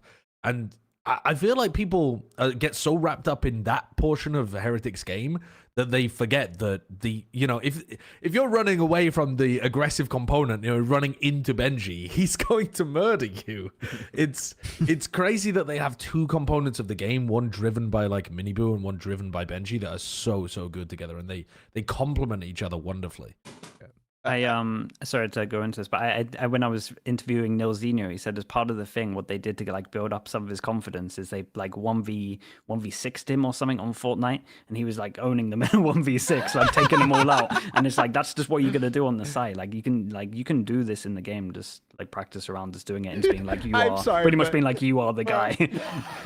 I'm sorry, but a bunch of people who've never played Fortnite going and playing against Benji Finch. No, but I think some of them have played. They've got Zoomers on their team. They're gonna get fucking rolled. Yeah, he's just out here building this multi-story buildings. I think we could take him. Not a I think the 4 of us could take him. Valor's played a lot of Fortnite. I'm cracked. Don't get me wrong. I'm cracked, but I've played against Benji Fishy. I've played against fucking Booga and people like that in Fortnite. Dog, I cannot touch them. There ain't a single time I can put even a single fucking bullet into there. It's insane. I'll get him. I'll get him. All right, you worry about the building stuff because I don't understand like a how fish that works. in Minecraft, bro. Shut the hell up. Like, What era of Fortnite can we play in though? Can we play in like the one when they put the sword build. in? What? He'll get the sword. He'll get it first. What about the mechs? Can we get the mechs in? Okay, But the you mechs, guys now are we're talking. If we each Dude, get if we had a a mech, mech, he's fucked. What about the Yeah. plane? fucked. Didn't they have No, a the plane plane- at some yeah. point in Fortnite? Yeah, he'll be fine with the plane. Okay. Oh. Alright, dude.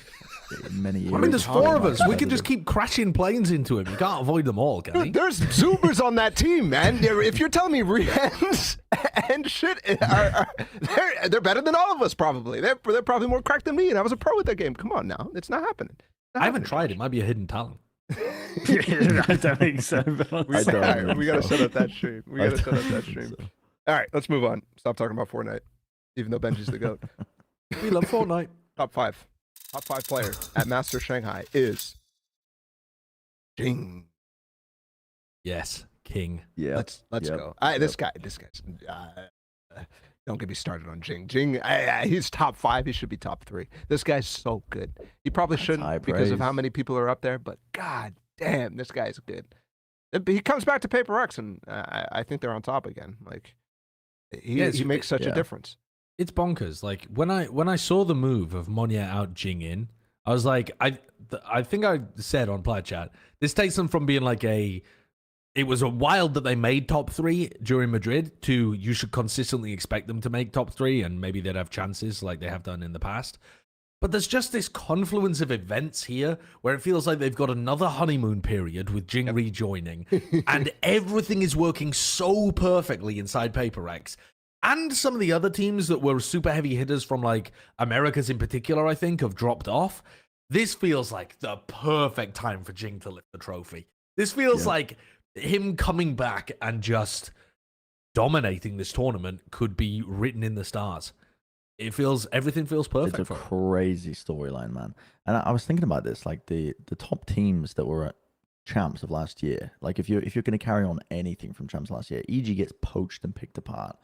Like the roster just doesn't exist anymore. I mean, Fnatic had a bit of a downturn and downswing because mean, a variety of reasons as to why that could be, but I mean, I'm just They weren't looking even at top 3.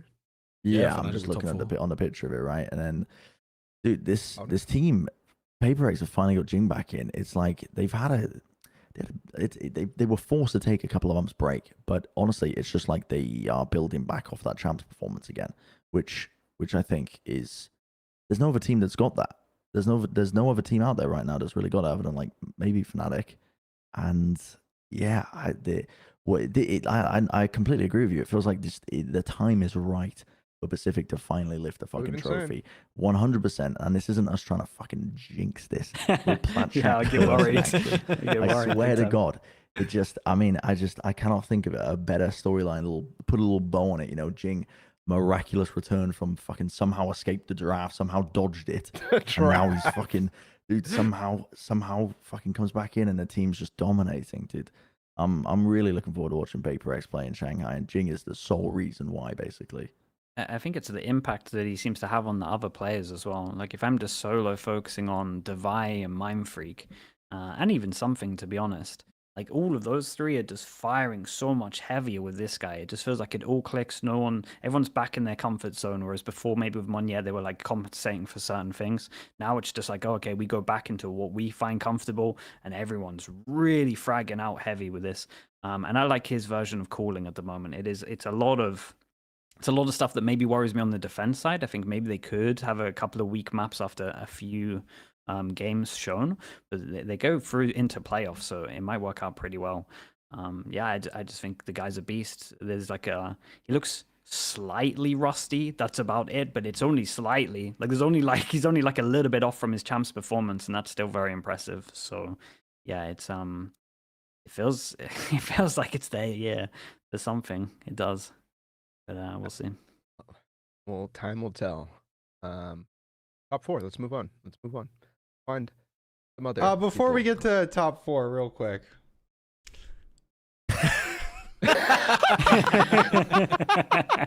You know what, Benji? Actually, true, but It's not. Dude, I mean, dog, He doesn't Benji, know you're- me. Bruh. I'm sorry, but with Max, I'm sorry, Benji. Are you forgetting what season 10 with that, bro? Like sorry. Let me just go off real quick. You're not having retail row loot, all right? We all got the shit, and we all have mechs. There's no way. I'm sorry, but there's no way. We're gonna box you like a fish. We need to make this happen. We're gonna box you like Mike I Tyson. don't want to.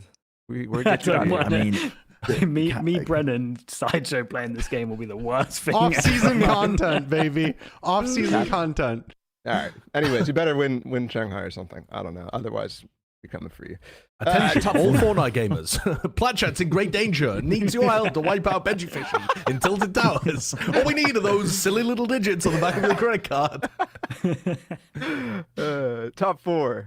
Who is the 4th player at Master Shanghai? I think we're doing pretty good so far. Something. Damn. Hey. Something's up there.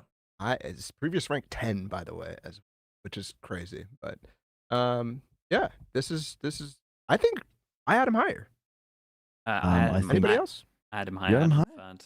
Yeah, I had him third. Did I have him up there as well? Did you I forget had him about lower than Jing. I thought no, I don't think I forgot him. I think I had him higher, but I don't know. I can't remember. Don't know. Anyways, most players on the top 10 so far is Paper X easily. Dude, he's so good, man. I've never seen a team go off of somebody so much than him and have it work. Like they 3-2-1 with him so frequently with 3 people, and he's the guy doing the stupid peek so that other people can get the kill frequently, where he's wide swinging or he's jumping so that they could be part of a perfect triangle to kill somebody. He's perfect when he takes fights, and that's the thing I love about him the most. Like The something swing is so good, man. It's The so something, good. yeah. It's crazy.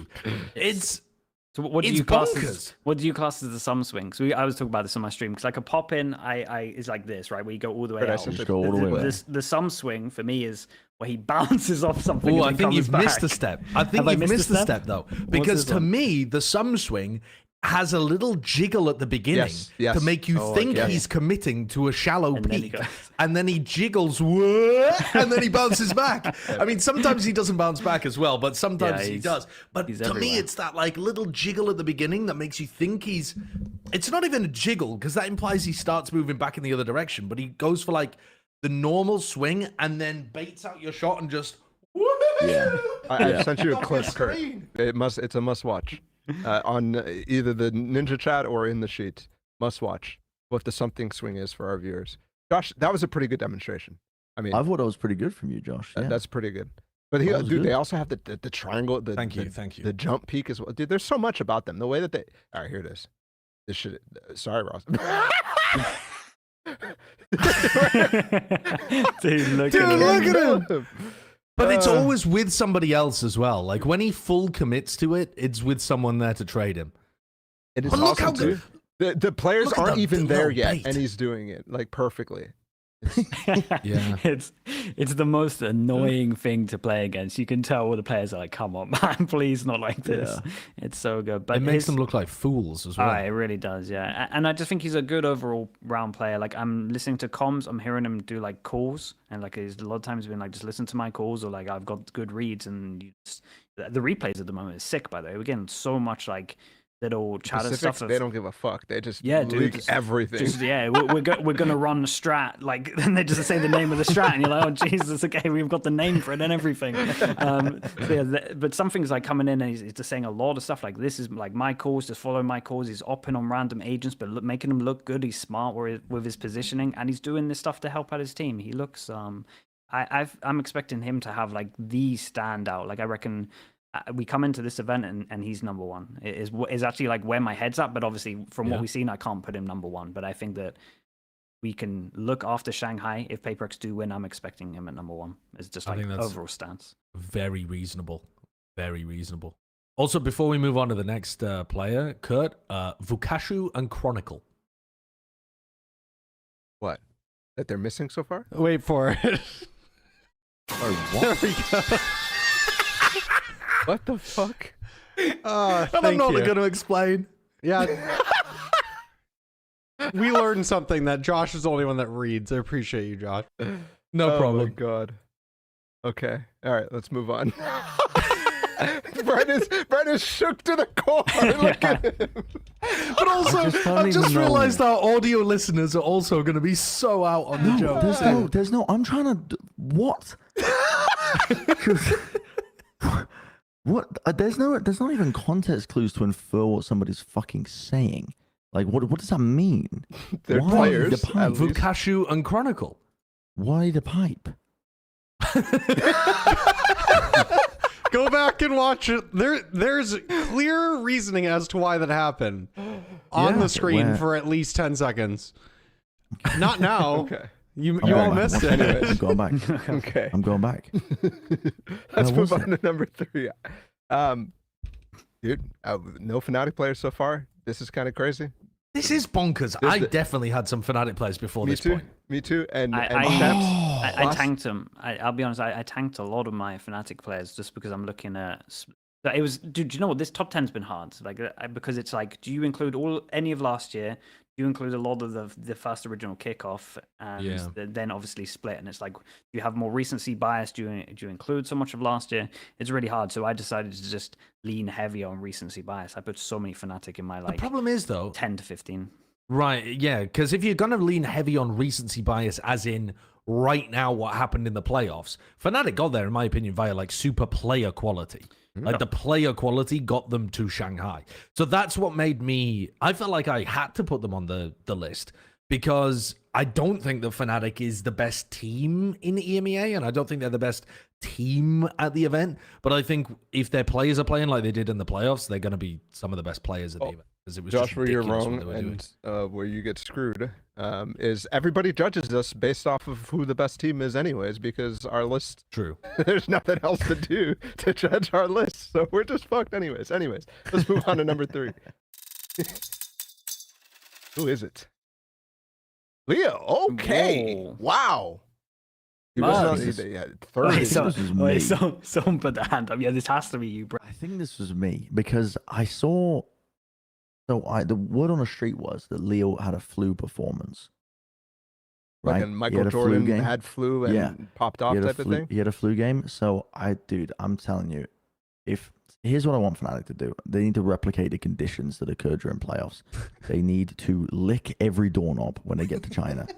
They need to get into the hotel and just start fucking going to town. Just absolute throat-goating the shit out of the handles. And contracting all sorts of nastiness, man. Because the flu game, Leo was dominating. And apparently there was like rounds where I don't know why. I guess he was so ill that they just weren't coming. Maybe I misunderstood this. Yeah, he I need wasn't more coming. lore. And No, he was wasn't he coming not fifth coming, or map. the team wasn't coming? So I think the team were coming, but just not as loudly.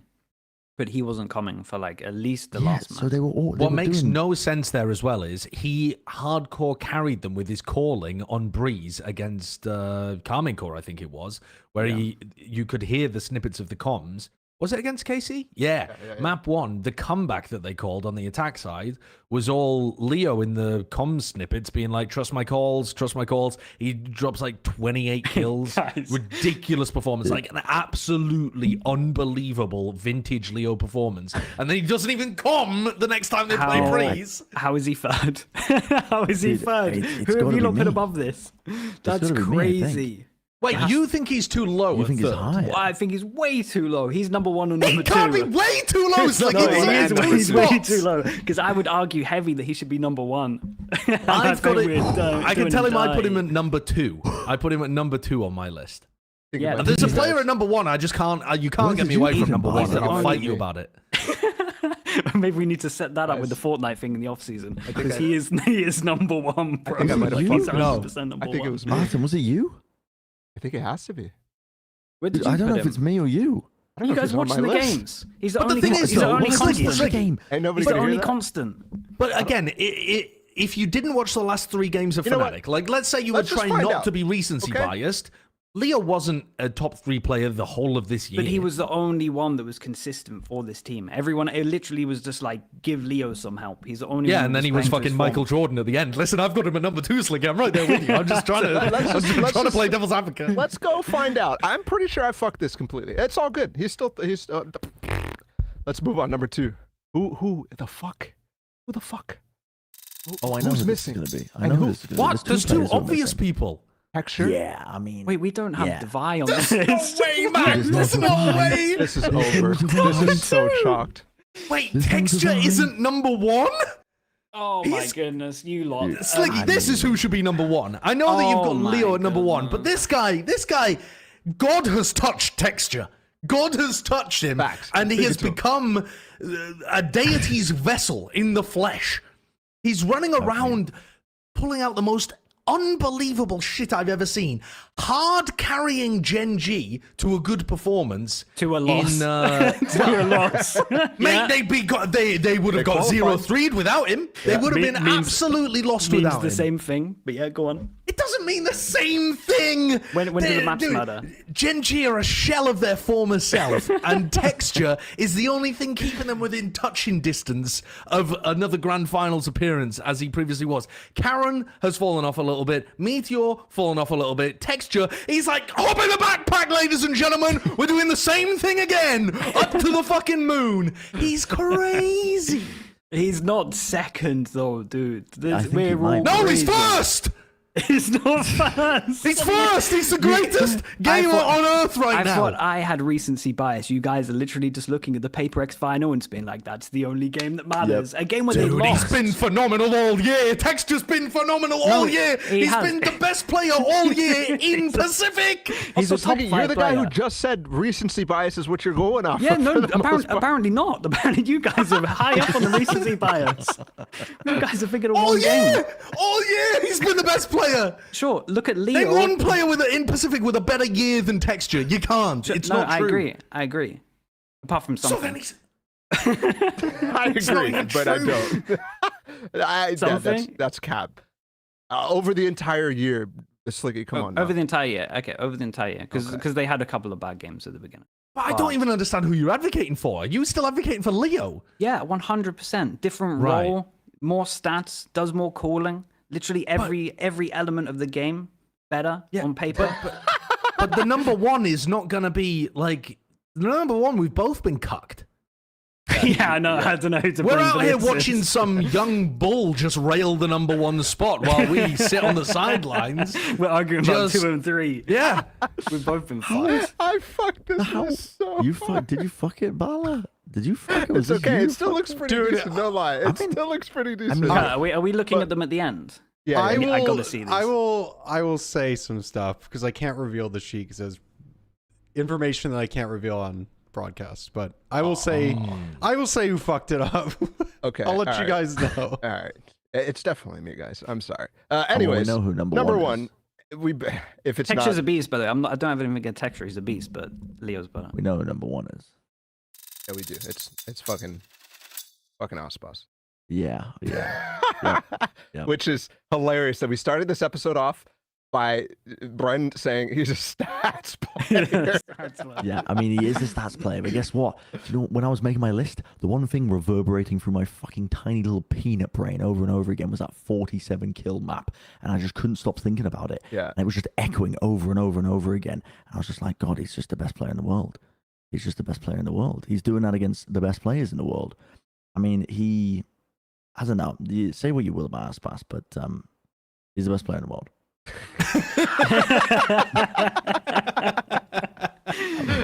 I think in hindsight, dude, I was thinking the same stuff about the 47 kill game, whatever.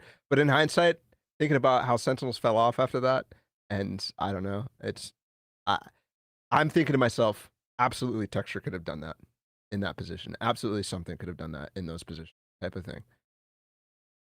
But I still had him at number 1. Bloody Nora. I mean, I feel like that's, dude. I don't think when you're watching like lower bracket final where Lev get eliminated, Aspas does not go. Yeah, he almost breaks the kill record, but that's putting up like 0.84 KPR. It's not an all-time performance. It's only if you look at K-Max. The problem that I'm having is I don't see Aspas being the number 1 player at Madrid, at Shanghai. I just don't see that that's going to be the case. And I also feel like if you're just looking at what's happening in the server, I think the shit that Texture's pulling out, the shit that Leo's pulling out, I think maybe even the stuff that Jing's pulling out is more otherworldly than what Aspas is putting up currently. I think he's still great. I just don't think this is like the first time ever where I feel like he's unjustly got the number 1 position. Just by virtue of always being consistently great. He tends to rank number 1 on all of our lists because everyone's got him somewhere up there. Yeah, but- I mean, okay, this So, guy's I mean- upset at Texture. But you're basically just saying Lev is not going to do well at the tournament. Do well, And I agree yeah. with that, but that's also just like not how I do lists. That's yeah. But it's not just that. No. It's not just that Lev isn't going to do well. It's that when you watch Aspas play, he's not lighting Yeah. the world on fire. I get despite that putting argument up too. Big numbers. But I will just say, like, best players in the world are frequently not going to be the people who do the most, the most otherworldly shit. Yes, they can do otherworldly shit, and you're not going to deny me that Aspas can't do that. But also, most of the time, they're just the most consistent fraggers who just get fucking 30 every time they step out onto the court. Like, that's the type of thing that happens. And I think Aspas is that guy. He just is. I He think is that guy. mechanically, he is the best in the world. Like he is, and the numbers that he puts up is crazy. I think the only thing that is like more coach biased than anything else is that I think that sometimes he makes decisions that are based on kills instead of going for like round impact or like money impact of other teams and himself. That's like my only thing. That's the only reason that I put him second over Leo, because I think he is the best mechanically gifted player, but I think there's small things in there that as a coach I would always put Leo above. But I mean, he's the best player in terms of just the best jet duelist in the world. It's crazy that Plat have done another ranking when the number 1 player is going to go out in like 2 matches. And That doesn't mean it's wrong. Dude, we didn't have Devi in our list. I'm going yeah, nuts. there's no Divine on the list. I'm pretty sure.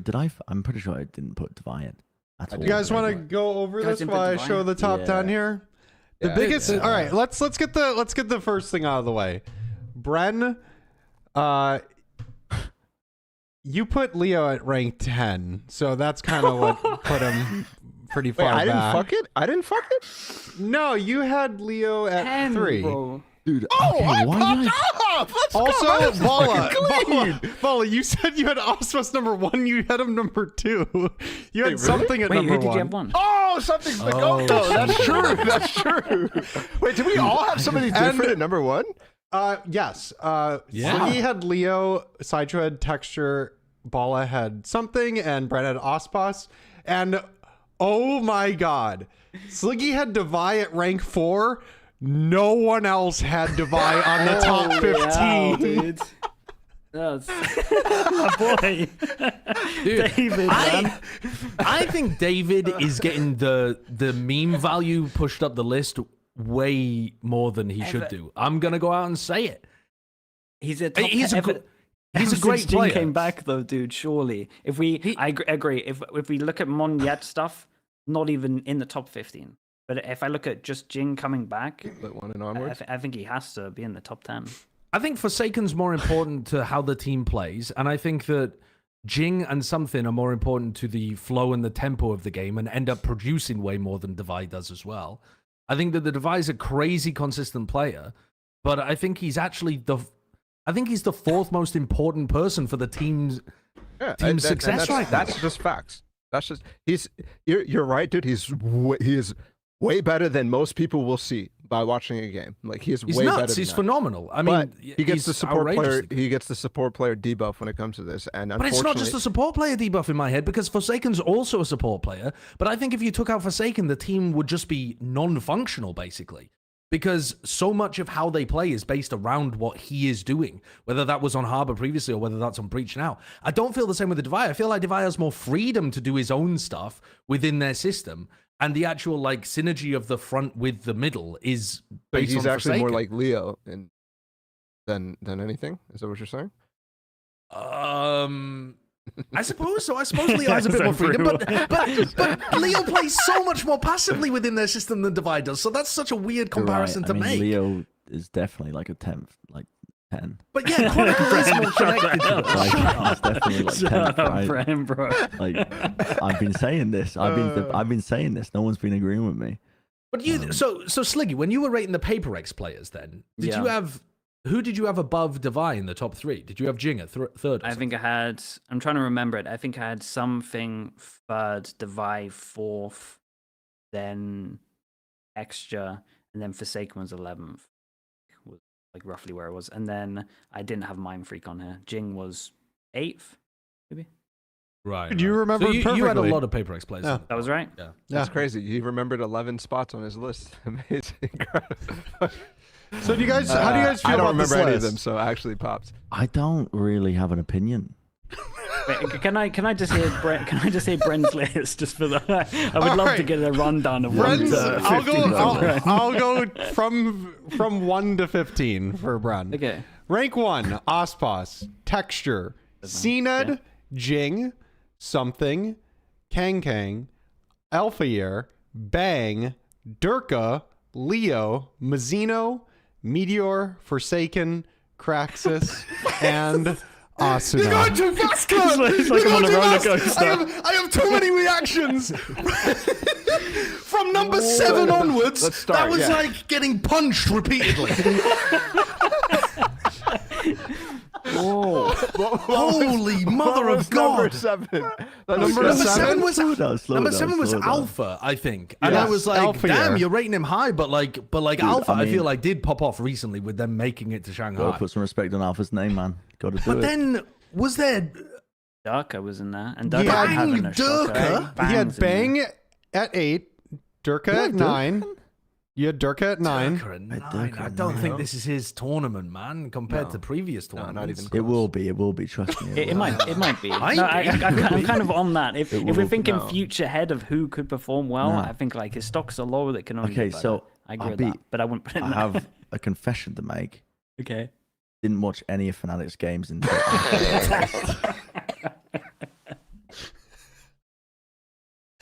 How can this be our 4th, bro? How can this be our 4th? Oh, dude. He's tanking our rating. Oh my god. I watched the games after. I watched them all today, and I was like, "Oh fuck, these players!" And I'm like listening to you guys go through all of your justification. I'm like, "Yeah, I agree with all of this." And now I'm hearing my list after. I'm like, "Why the fuck have I got Durka in ninth? Why have I?" No wonder you The got thing is, fucking though- cut from the Shanghai broadcast. Like your alpha placement though must have seemed based after you watched him just go nuts in your games again. Because like alpha wasn't performing that well earlier on this year. He was just hiding his. I think levels. Alpha when Fnatic was playing poorly, I think Alpha was trying to do way too much and cause him to slump. And hopefully he can get it back. But I think he was playing poorly after basically being the only guy on Fnatic playing well at the beginning of the year. Yeah. I'll tell you what though, They've- if Fnatic do well, your list is gonna bang it though. Oh, it's gonna be so like good. if we're ignoring the rest of the split, like and what might happen, yeah, you These kind lists are, of. these lists are so, Kang it's so Kang's dumb. sixth Anyways, as well. when Kang Kang fucking 6, yeah. Wait. They're gonna win the event. Oh my! All right, if they win the event and Kang Kang only looks like the sixth best player, I don't know what the hell has happened. But the rest of that No, I'm squad must telling have you, I'm stepped telling up you, I'm telling you, unbelievably. They're gonna win the event. They're Wait. gonna win the event. Kat, can I get the 10 to 15 again? There was some. What else was there in there? Oh, Bren's 10 to Mazzino? 15? Yeah, is that all right? Yeah, for sure. Bren picked 10 to 15. Leo at 10. Mazzino, Meteor, Zeno did. Ace. Meteor, Mizuno's Forsaken base. at 13. Okay. Craxus at 14 and Asuna at 15. Okay, I see where you're going with. I see the brain process. once These you are get not past bad 10, picks. It's man, just like, that you it's- leave people out. Yeah, I mean, that's the problem. Is there's just too many. I felt like this was one of the most stacked tournaments that we've had in terms of players individually Oh. performing really well. I like- think I agree there. Yeah. The fact that you have individual performers like Woot, for example, who you show me a highlight reel of what Woot has been doing during stage one, you'd be forgiven for thinking he'd be like top 5 on all of our lists, but he's not even in like. The Barely actually any- benches yeah, are any only ones. No, no, Heretics I've- players. Sorry, did I not have Cryo on my list? Oh. I didn't have Cryo. But No, Bang. you had Got Asuna and Asuna, Bang. Wow. That's bonkers, mate. That is bonkers. There's no way those two are the highest performing players on 100 Thieves. I mean, Bang went crazy in the playoffs. He went crazy in 2 matches, I Playoffs. think. Yeah. Yeah, it was Playoffs. Right before playoffs too. No, Bang is. I mean, he should Actually, Bang- Bang's a- Fuck He's this. great. He's a great Fuck this. player. Fuck this. I'm standing on business. This list is going to be fucking right, and you guys are going to look silly. No, I think. And I'm fucking standing on business, man.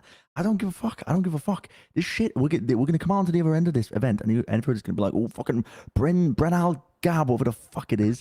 They're going to be spamming our shit again, because as per usual, I'm the only one fucking spitting on this show. As per fucking usual. Ren Dude, Al Gaib. Honestly, Bren, I think you're so right for that. I think you're based. Anyways, I think you have a good chance. I actually think genuinely you have a good chance. does anybody else want to expose themselves?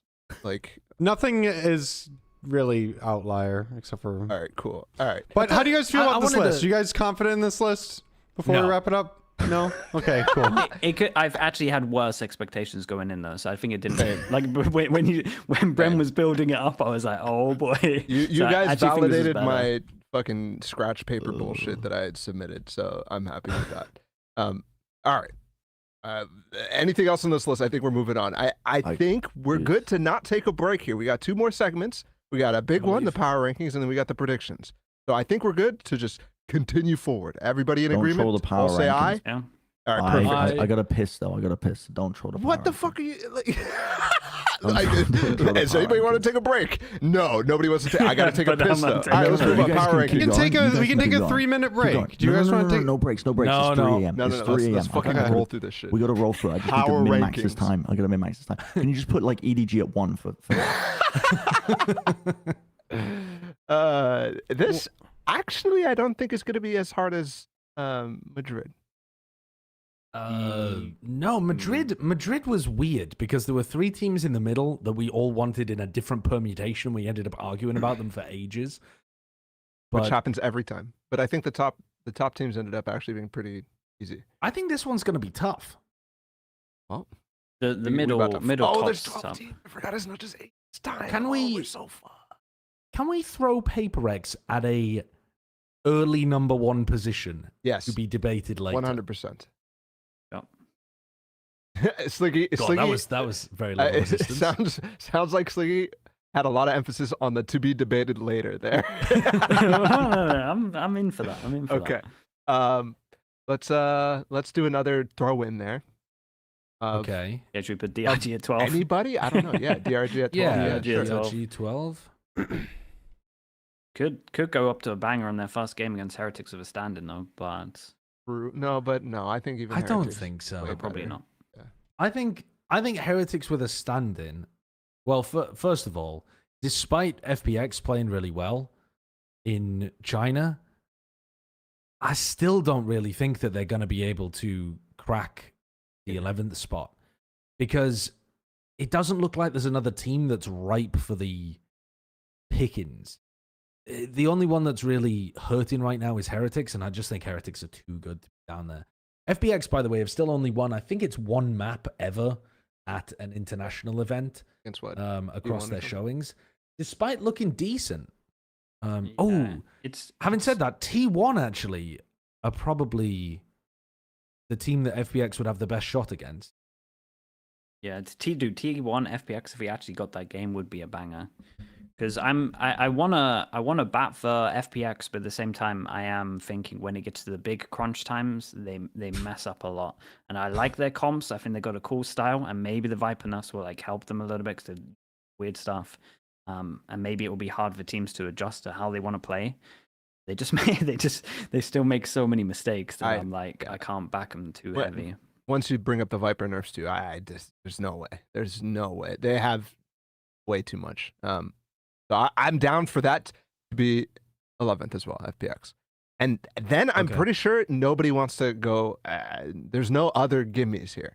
Not a single one.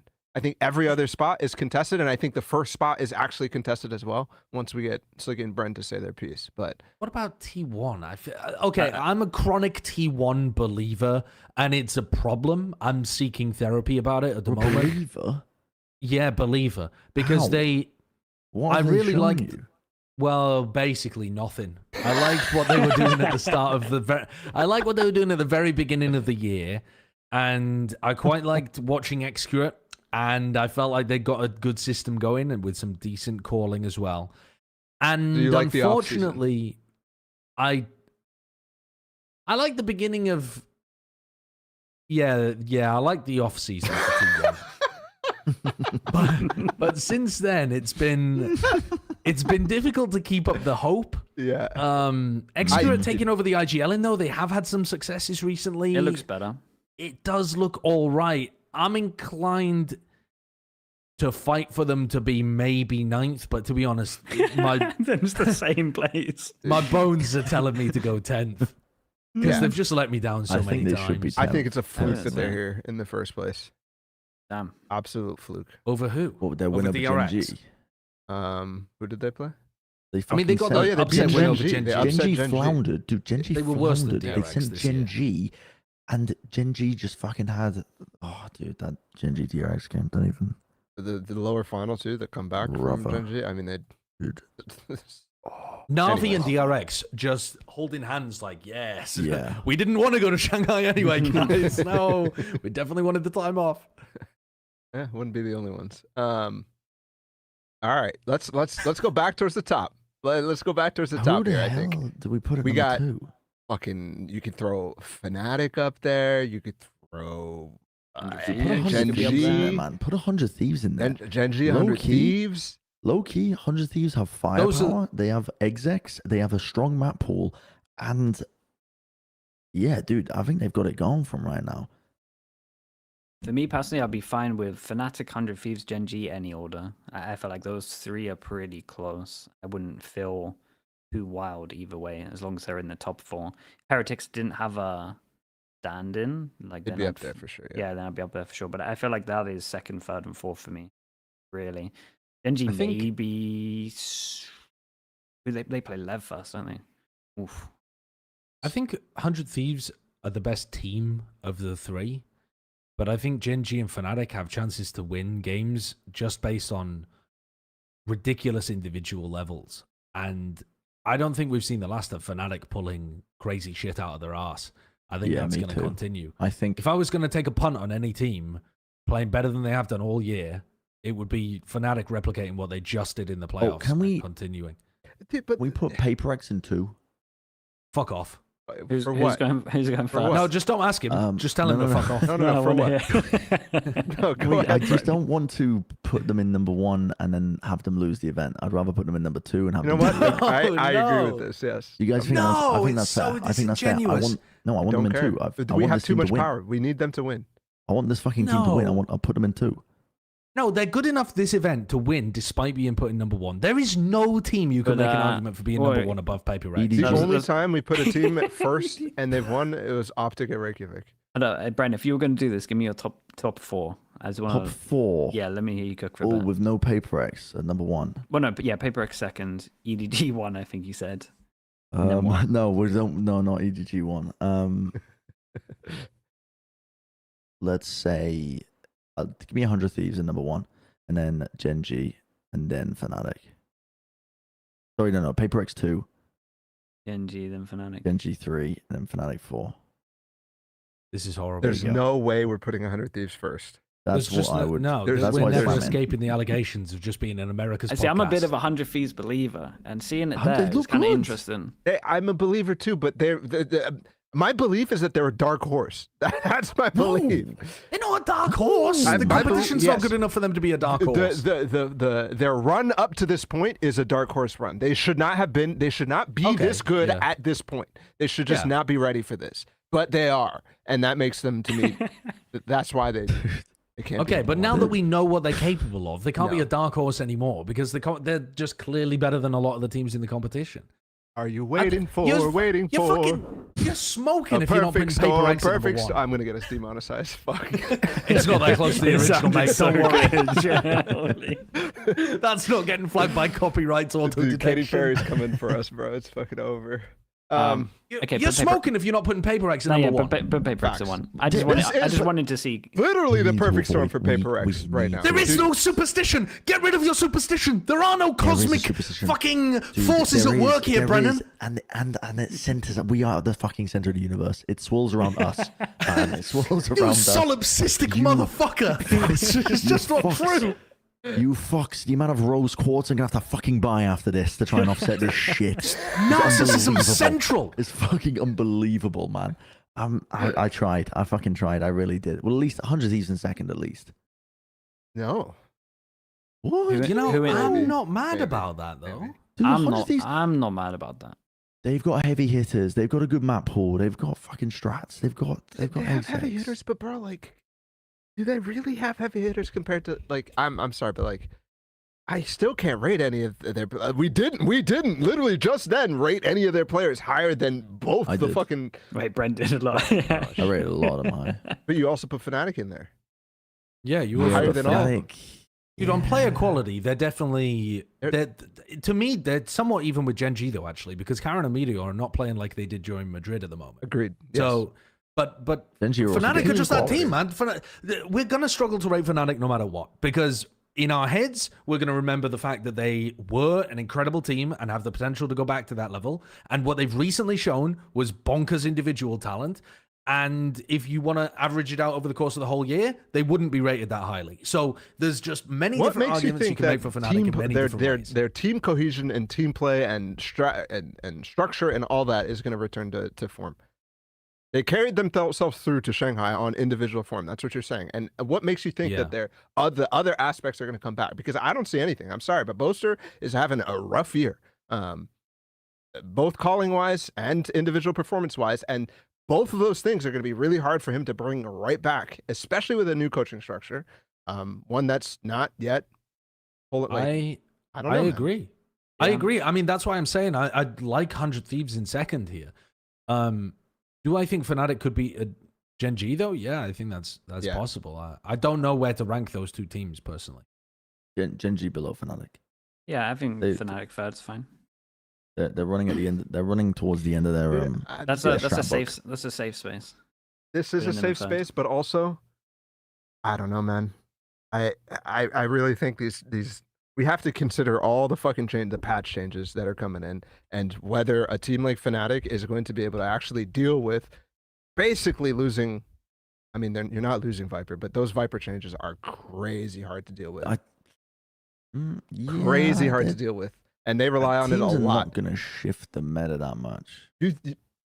Yeah, I agree. I don't think comps can change before I agree. Shanghai. I think it's just like, I think it just means that you can't force it on certain maps like Ascent, other stuff like that. I think it just means you got to change the way you play a little bit on like Bind, Icebox, Breeze. But I still think you'll see it on Bind, Icebox. It'll make Breeze. the attack side even easier on Bind, in my opinion. And for some teams, that's already like fucking Wait, dead why would it easy. make the attack side easier?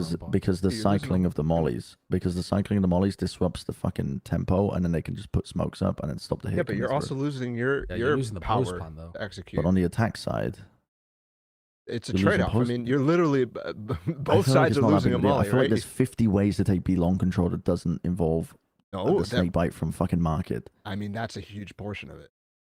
A lot And of teams bathroom- are using and bathroom a lot molly of teams are using the gecko molly these days as well to do it, to condition that shit. I think there's plenty more ways to do it that I think it affects the defense way more personally. And I think that it's, dude, 100 Thieves are going to win because nobody's going to ban Bind against them, and they're going to win 12 rounds in a row on attack every fucking time in every series that they play. I swear to God. I know that they lost recently, right, to G2. Lost to G2, yeah. Yeah, but that was a fluke. That was a hard anti by G2. It's not going to happen again. Not going to happen again. My take is that all the Pacific teams are way more suited to deal with those changes than anybody else in the world. Yeah, And PaperX is at the top of that list, obviously, but Or mean, you want to put Gen.G above Fnatic? Or Gen.G above Fnatic, I would be down for. I don't mind it. I'm really ambivalent. Whichever way we do that, I think they're so. It's not that they're similar teams, but it's just impossible to tell before they've played Dude, no, matches. Gen.G have been clocked, man. They've been figured out.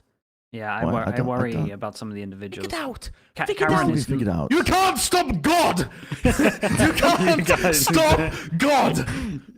You guys need to take that final out of your brains, man. Surely. Dude, I'm telling you, they've been Gen.G's playbook is we're gonna play super proactive on our defense side, and teams are starting to read it. And Munchkin's gonna go fucking wandering, like he's just like, oh wait, what side of the map am I playing on?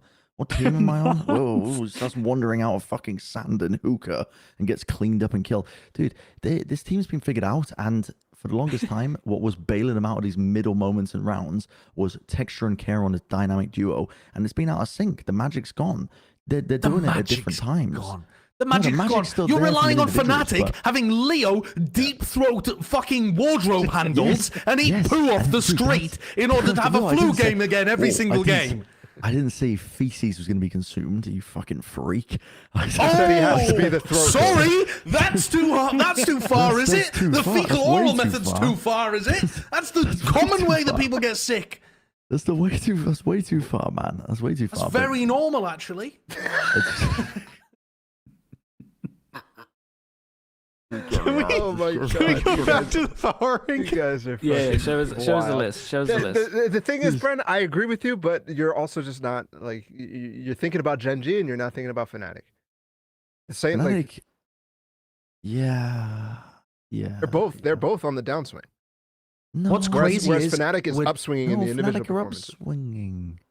We don't know. There's not And enough they- data points to say that but they're they've upswinging for also- sure, guys. No, because their attack side, their attack side still. Ah, Jesus Christ! Fuck off. Just bully the dork in the corner. Okay, give me the list. Let's Yeah, look at this. let's- Because we'll keep Gen.G here. Fnatic can stay here, sure. And Dude, then we are risking where's Bren's Lev? life. Fifth. EDG. EDG fifth. Get the fuck out of here. No. EDG Yes, are yes, gonna yes. pop Shang- this Shanghai, man. Shanghai, No. EDG are gonna pop. Shanghai, I agree with home this. No, you're off the They're game, getting to man. yeah, they're gonna do. Dude, they're gonna win their playoff game, surely. I think They got, EDG oh, fifth is you're very thinking about the fair. fact that they're Don't already do that, qualified to don't do that, playoffs. don't do That's that. They're all. Oh, really? Everybody's They're in not group doing stage. that? Everybody's in Oh, group okay. stage. Everyone's group stage. Yeah. Okay. Although in the Because to future, me, I I would think- propose. In the future, I would propose that we do the people who are in group stage power ranking and the people who are in playoff I see power what you're ranking. saying. Because this it shit does fucks fuck everything. with stuff. It does. It does But- fuck with stuff. Yeah. But there are going to be teams that make playoffs by being in a weaker region that are probably not as good as some of the other teams out there. Like, for Oh, example, absolutely. Foot. I think Foot If you want to talk about the whole of stage 1 and not just what happened in the playoffs, how has nobody in EMEA, which is a pretty decent, it's a damn good region this year. Don't talk about Lotus. How is nobody stopping Foot getting away with what they're doing? And I don't just mean Lotus. I mean just generally walking around maps, owning people, they're baiting people into peeking them and then just fucking rinsing them every single time. Like, every player on this team looks like they win duels against everybody. They're going to do it again. They're going to do it again. They're going to do it at Shanghai. It I don't feels think like the comp is that bad. I don't think the Lotus comp is that bad. I'll defend this. Bro, comp. that Lotus comp is done. Lotus comp is done. They're not running it again. No chance, dude. They got double pistol and it still lost. It got banged out, bro. It's dead. I think it's got more room to grow. It does not have any. It should more have room been. to grow. Should have been killed in the womb. Never mind, had more room to grow. Someone should have looked at it and just gone, no, that's incompatible with life. For reference, for everybody who doesn't know what the hell we're talking about, Cypher, Omen, Sage, Viper, Jet on Lotus. Yeah. Oh, God, Yeah. no initiator on Lotus? This one hurts. Give me that 15 one's painful. minutes and I'm giving them a fucking Valor That is plan that sick. they can take to the finals with that comp. I'm telling you. Bren, you couldn't cook one Valorant strat in 15 minutes. Oh no, I cooked plenty for our Premier games and they were batshit, but nobody wanted to run them. If I was on fucking You Paper had X, neon they would- walls going through would- Icebox mid. Exactly. They would hail me as a fucking genius if I was on Paper X as an assistant coach. I'd be bringing Actually, them. yes, I'd be yes. bringing them concepts that everybody would be like, yeah, let's do it. Let's run it. Why not? Let's fucking run it, dude. I was throwing fucking whatever. This Whatever. So where do you want to put Foot then, Josh? With this amount of fucking I'm saying hatred on EMEA? fifth. Fifth. Oh. Yeah. Because I think Above the Lev? I don't only understand. above Lev, yeah. Dude, Lev are not a particularly well-functioning team. I think they've got some great ideas if things go to plan for them, but there's just so much slop. Those post plants in the game against G2, I'm sorry, there's no team that should be making it to a Masters event playing those situations so badly. It was painful because it also wasn't a one-off. It was happening every single time. And this is not just them making a mistake. It's like just the protocols are non-existent or missing, or they've never gone over them or something. I was really unimpressed. I think they've got incredibly good players, and I think they're one of the teams that should get better than we've most recently seen them at Shanghai. So they for sure could play better, but like based on what we've seen recently, I can't have them that high. Above I EDG get though, it. right? Or Yeah, not? above EDG Yeah, in my okay. opinion, The sixth. but below Foot. Below Foot, holy. Yeah, I think so. You Who's the other? you think if they were playing in the same region, all stage? I think Can we I leave think this Lev right would here, beat Kurt, Foot. and throw the other two teams up real quick? Yeah, G2 and I Heretics. find Can we switch EDG and Lev for the moment then? Yeah. Uh, 11 for- EDG. Yep. Yeah. Pop those. I would have G2 above both of those teams. Low key, Interesting. I'm G2 down for it. are low key. They don't really have like the heavy hitters, but I think that gives them a, this is gonna sound cracked, but everything I've said on this podcast is you can throw it out the fucking window at this point. I'm just gonna keep going. I'm just genuinely gonna keep going. But this event, I think a lot of teams are gonna be leaning heavily into firepower, fragging power. I think G2 have shown that they are consistently able to shut down those teams to such a high degree that they are probably the most disciplined team coming into the event. I would say outside of maybe 100 Thieves, and even then, the finals I would throw them a bone because they just played the longest best of 5 that I think I've ever watched in my life, and the next day had to jump into another one.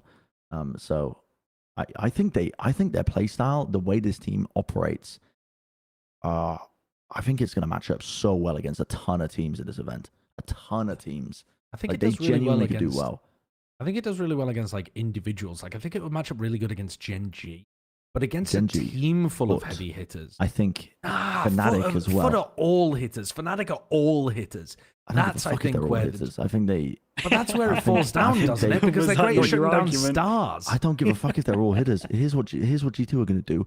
They're going to ensure that they take it one step further. They don't just hold on a high-low setup and bait in fucking Oxy. They're going to bait in Durka into facing 3 of them somehow, and fucking sometimes there's going to be 4 of them in the same spot, and they're not going to know what the fuck to expect, man. I'm telling you, they're going to concede What so about much the space. other- They're going to be playing in Spawn. This is They're going to be playing in Spawn. Just What about the baiting other them, players on baiting them in. Fnatic? Durka isn't even their best player currently. Well, they just do it incrementally. They just like fucking Just first, take first wave. 5v1 They'll be like, 5 times every round. They'll be If the like, game "Well, was that listen, easy, everyone would do it.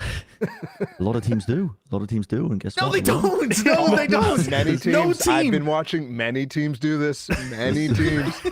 Fucking, what are you saying? Dude, honest, I don't know. It's 3 a.m., oh, 3:30, I don't know. 3:20 for him. We need to. I don't Let's We wrap need, this up. I think Lev are gonna play better than G2 at Shanghai. I think that they have No, I more don't think obvious so. things I to don't- fix, and I I don't think think they're so. going to. I disagree play with better this, than them. but I No, think Lev no, is better no. than. You think Lev is better than G2 despite not being better than them in the most recent test of who's better? Correct. And I also Gotcha. think that they're gonna do. It's gonna be opposite at Shanghai too.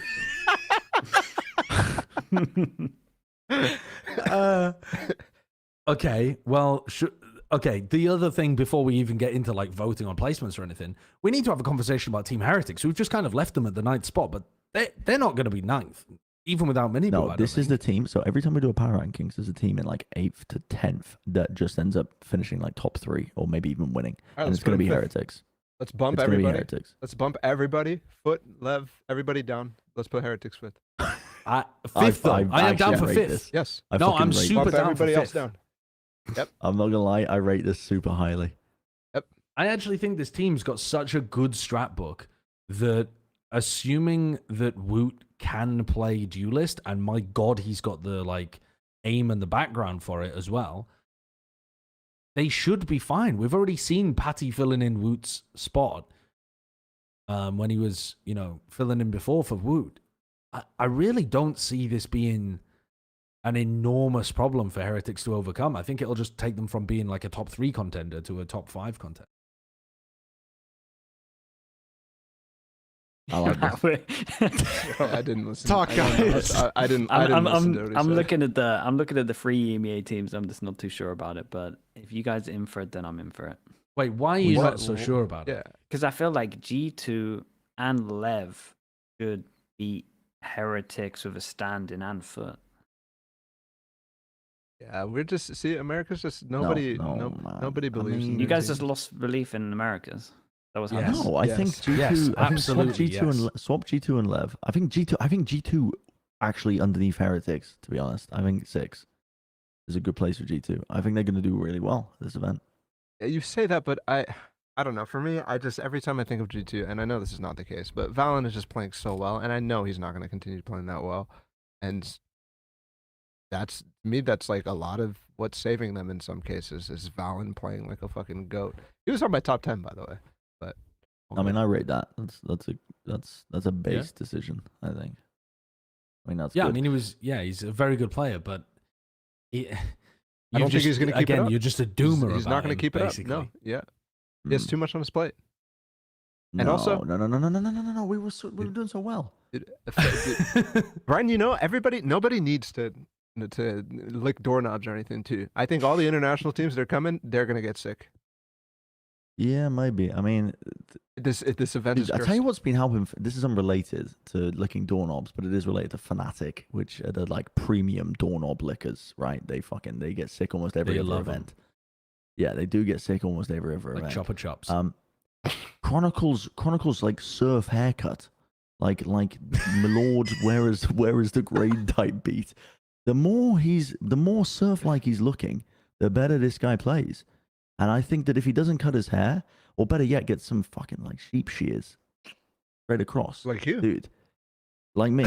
Listen, they fucked my shit up, man. They fucked me up. They fucked me up at this spot. I'm telling you, they fucked me up. But if he rolls out looking like he's ready to fucking sound the horns and run up to the manor to proclaim that the lands are being invaded, dude. I'm believing in Fnatic again. I'm believing in Fnatic again. Oh my god. I don't think Okay, we're getting anywhere.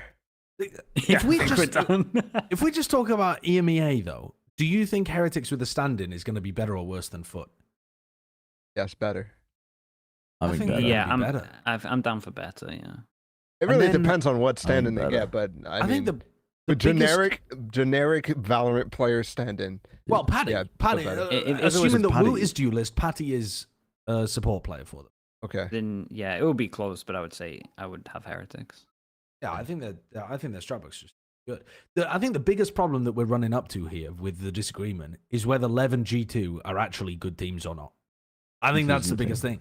Dude, G2 is a good that team. lower bracket final has shaken my faith in Americas as an Yeah, entire you guys region. are all shaking. I can feel that. Yeah. Nonsense. The lower bracket just- final did. It was like, yes, the lower bracket final did. Dude, the absolute you guys insanity casted, that yeah. we were witnessing, the one that we were casting, with the failed late round stuff all over the place constantly. And like I don't know. I feel like it was a very sloppy game. And I don't know. I just have to, I guess, keep reminding myself that Fnatic literally did a 5-man save while they were playing in the that, finals. that bind round. Is that what you're talking about? Yeah. Yeah, against But Heretics. they had a lot of moments like that though, where they were getting They lost in their did, attack yeah. side still. But It I was don't have faith. consistent. I don't have faith in any. This is what it comes down Yeah. to for me. I don't have faith in any team apart from Paper Rex and a little bit of 100 Thieves. Yep. I think Yep. this is why I I'm think kinda there, Paper yeah. Rex are going to win the event. It's because Yeah. Just leave it at that. don't even keep Gen.G up there. I'm not gonna lie. Don't even keep Gen.G. Texture's a god, but he's Yeah, this carrying is mere good. mortals This right is- now. Heretics This is a would be good here list. if not for not having MiniBoo. Yes. This is Yeah. good. Yes. I like Truth. This is It feels like a very odd. It feels like the player quality is exceptionally high. The team quality is very shaky. Which That's means it's my going to be the best feeling tournament on of Shanghai. all time. Yeah, it's gonna be a Just fun saying. tournament. I think this is gonna be a fun tournament. All right, can you leave no that? matter Let's what. leave the power rankings. Let me finish this off real quick. Okay. EDG. Let's put EDG in 7th. Move Leviathan and G2 down, and let's call it there. Are you Everything else serious? is good. Yeah. I'm not gonna. I'm not saying anything. Shanghai buff. Come on, Shanghai buff. He's the I'm not host. I saying get to do anything. this. Let's go. I I'm not saying a thing. yeah, sure.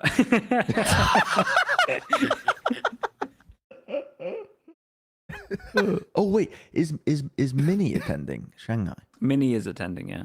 He's attending, dude. I mean, the Fnatic Why, you stocks wanna might put be him up? going up. It might be going up. I think I'm Is he happy filling with in where for they are. Heretics? We'll put them up as well, yeah. Yeah. You know, I thought he was gonna have to stand in when Leo was sick.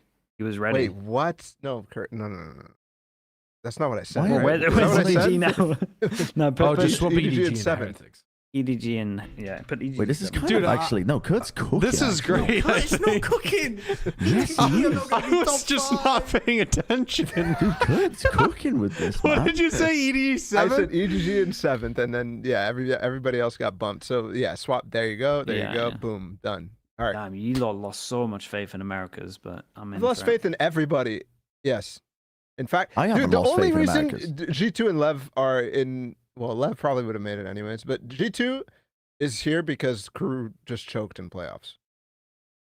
Crew No, was they not- had very. I mean, you good could say the ge- same okay. for Fnatic. Yeah, Crew. Yes, I could, and I do.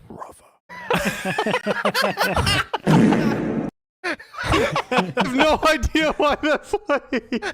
It was perfect. Yeah, it kind of worked. Sliggy, if you were going to rank the regions right now, though, you would say, I assume, APAC, EMEA, Americas, and then China, wouldn't you? I'd say APAC, Americas, EMEA, China. Did you just say exactly the same thing what he just said? No. No, No, he I swapped switched- Americas, I switched EMEA. Americas, Americas and and EMEA. EMEA. I just feel like Heretics are so good. I guess. Oh, Heretics are great. Yeah, yeah. Carmine Corey was here. They're then gonna I look. looked up, They're I gonna see look him. very good at this event. They're gonna look real good at this event, even with MiniBoo gone. That's my take. Yeah, and that's why they're No fifth. pressure. Yeah. No pressure on them. Went into it. Nice. I Guys, don't let's know. wrap this up. Let's do predictions. Lock Let's it move in. on. Kurt, Lock let's this lock it shit in. Yeah, It's locked just in. fucking send it. Send it. Who cares? Don't read the comments. It's gonna Damn, be fine. Gen.G are high. Gen.G are crazy high. Anyways, let's It's go. all good. It's We all got one more thing to do. We got opening matches Yeah, for do the Shanghai. matches, man. Do the opening matches. And yeah, it's gonna be a good time. This literally starts next week on Thursday. We're gonna be seeing everybody Crazy. somewhere different. This shit's gonna be crazy. Round 1, Swiss. We already have the matchups. Is there a little Timmy vote? Did my brain just turn off? No little No Timmy little vote. Timmy vote. All right, let's No go. little The Timmy first vote. matchup is G2 versus T1. Oh my god, bro!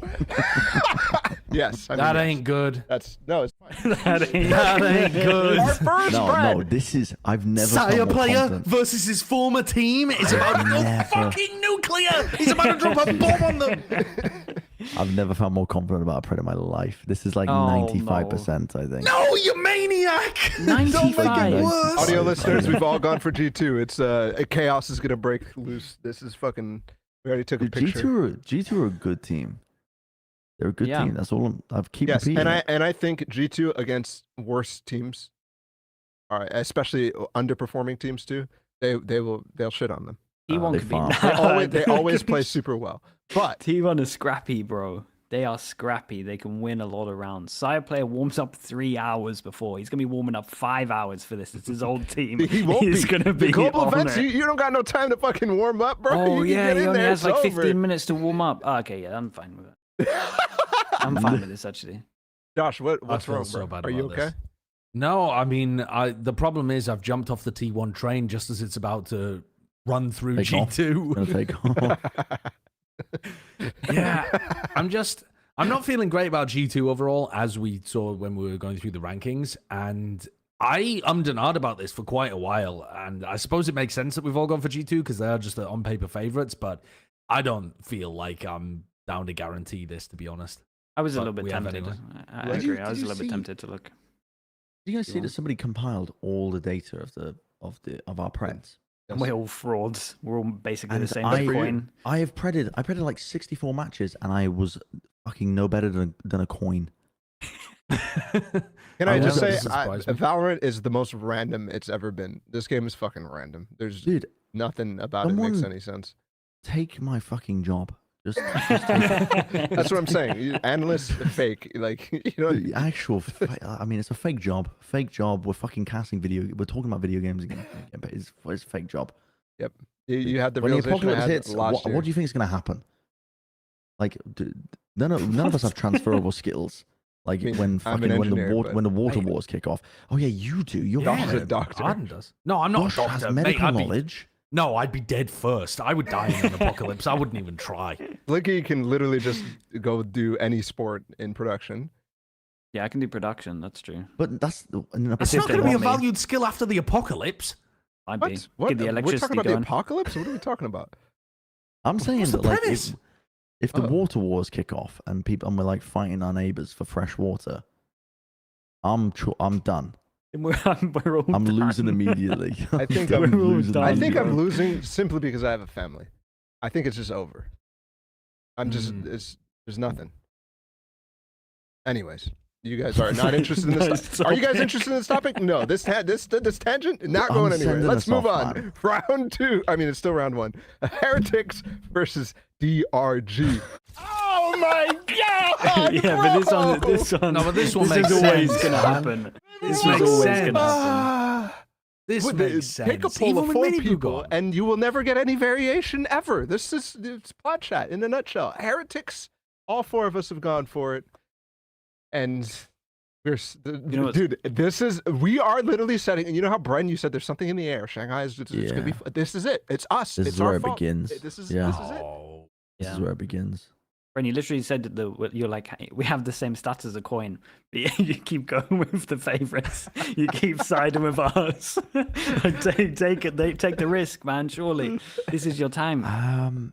You think No something's in the air team with this? outside of EDG from China has won more than a single map of all of the times that they've gone to international events.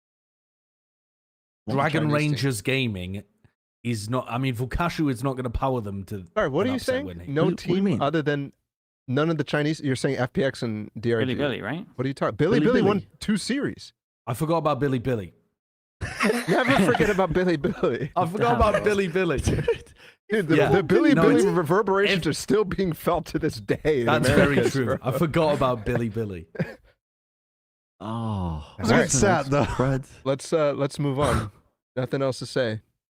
Third match of Shanghai, Gen.G versus Leviathan. Oh my God! Are you No! fucking No joking? way! Are you fucking joking? Are you We've fucking all joking? gone for Gen.G. This is absurd. No, fuck it. Nobody say a word. FPX versus Foot. Right now, show me the Preds. Show me the next one. If we're taking a fucking picture, I'm closing the show. It's over. FPX.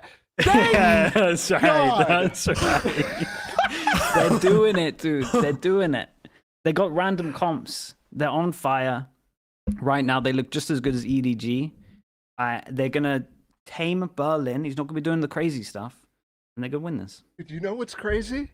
You know what's crazy? I'm trying to avoid a Plat guarantee right now, but Sliggy, you're fucking crazy. It's It's not. Dude, it's not. It's not crazy. It's not crazy. You got to look at how they're playing some maps right now. That's hard to play against.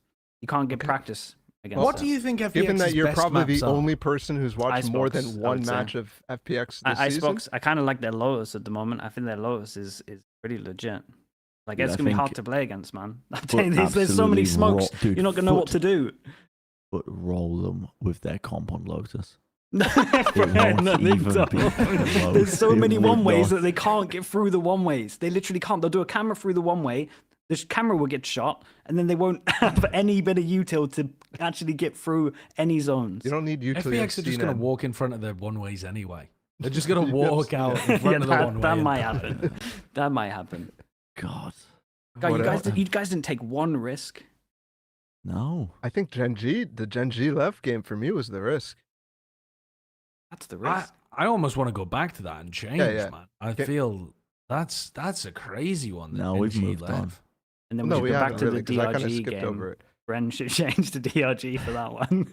You want me to change the DRG? No, Everyone take one. the guarantees are fucked. It's over. It's this event is over. It's literally gonna get canceled because of us. Like the first. Gen.G. Go on. Oh, go ahead. It's just I'm just ruined that we all went Gen.G in that game. They don't look solid. They don't look solid enough for us to be ranking them that high, and they definitely don't look solid enough to be a guarantee against them. Just madness. Well, all right.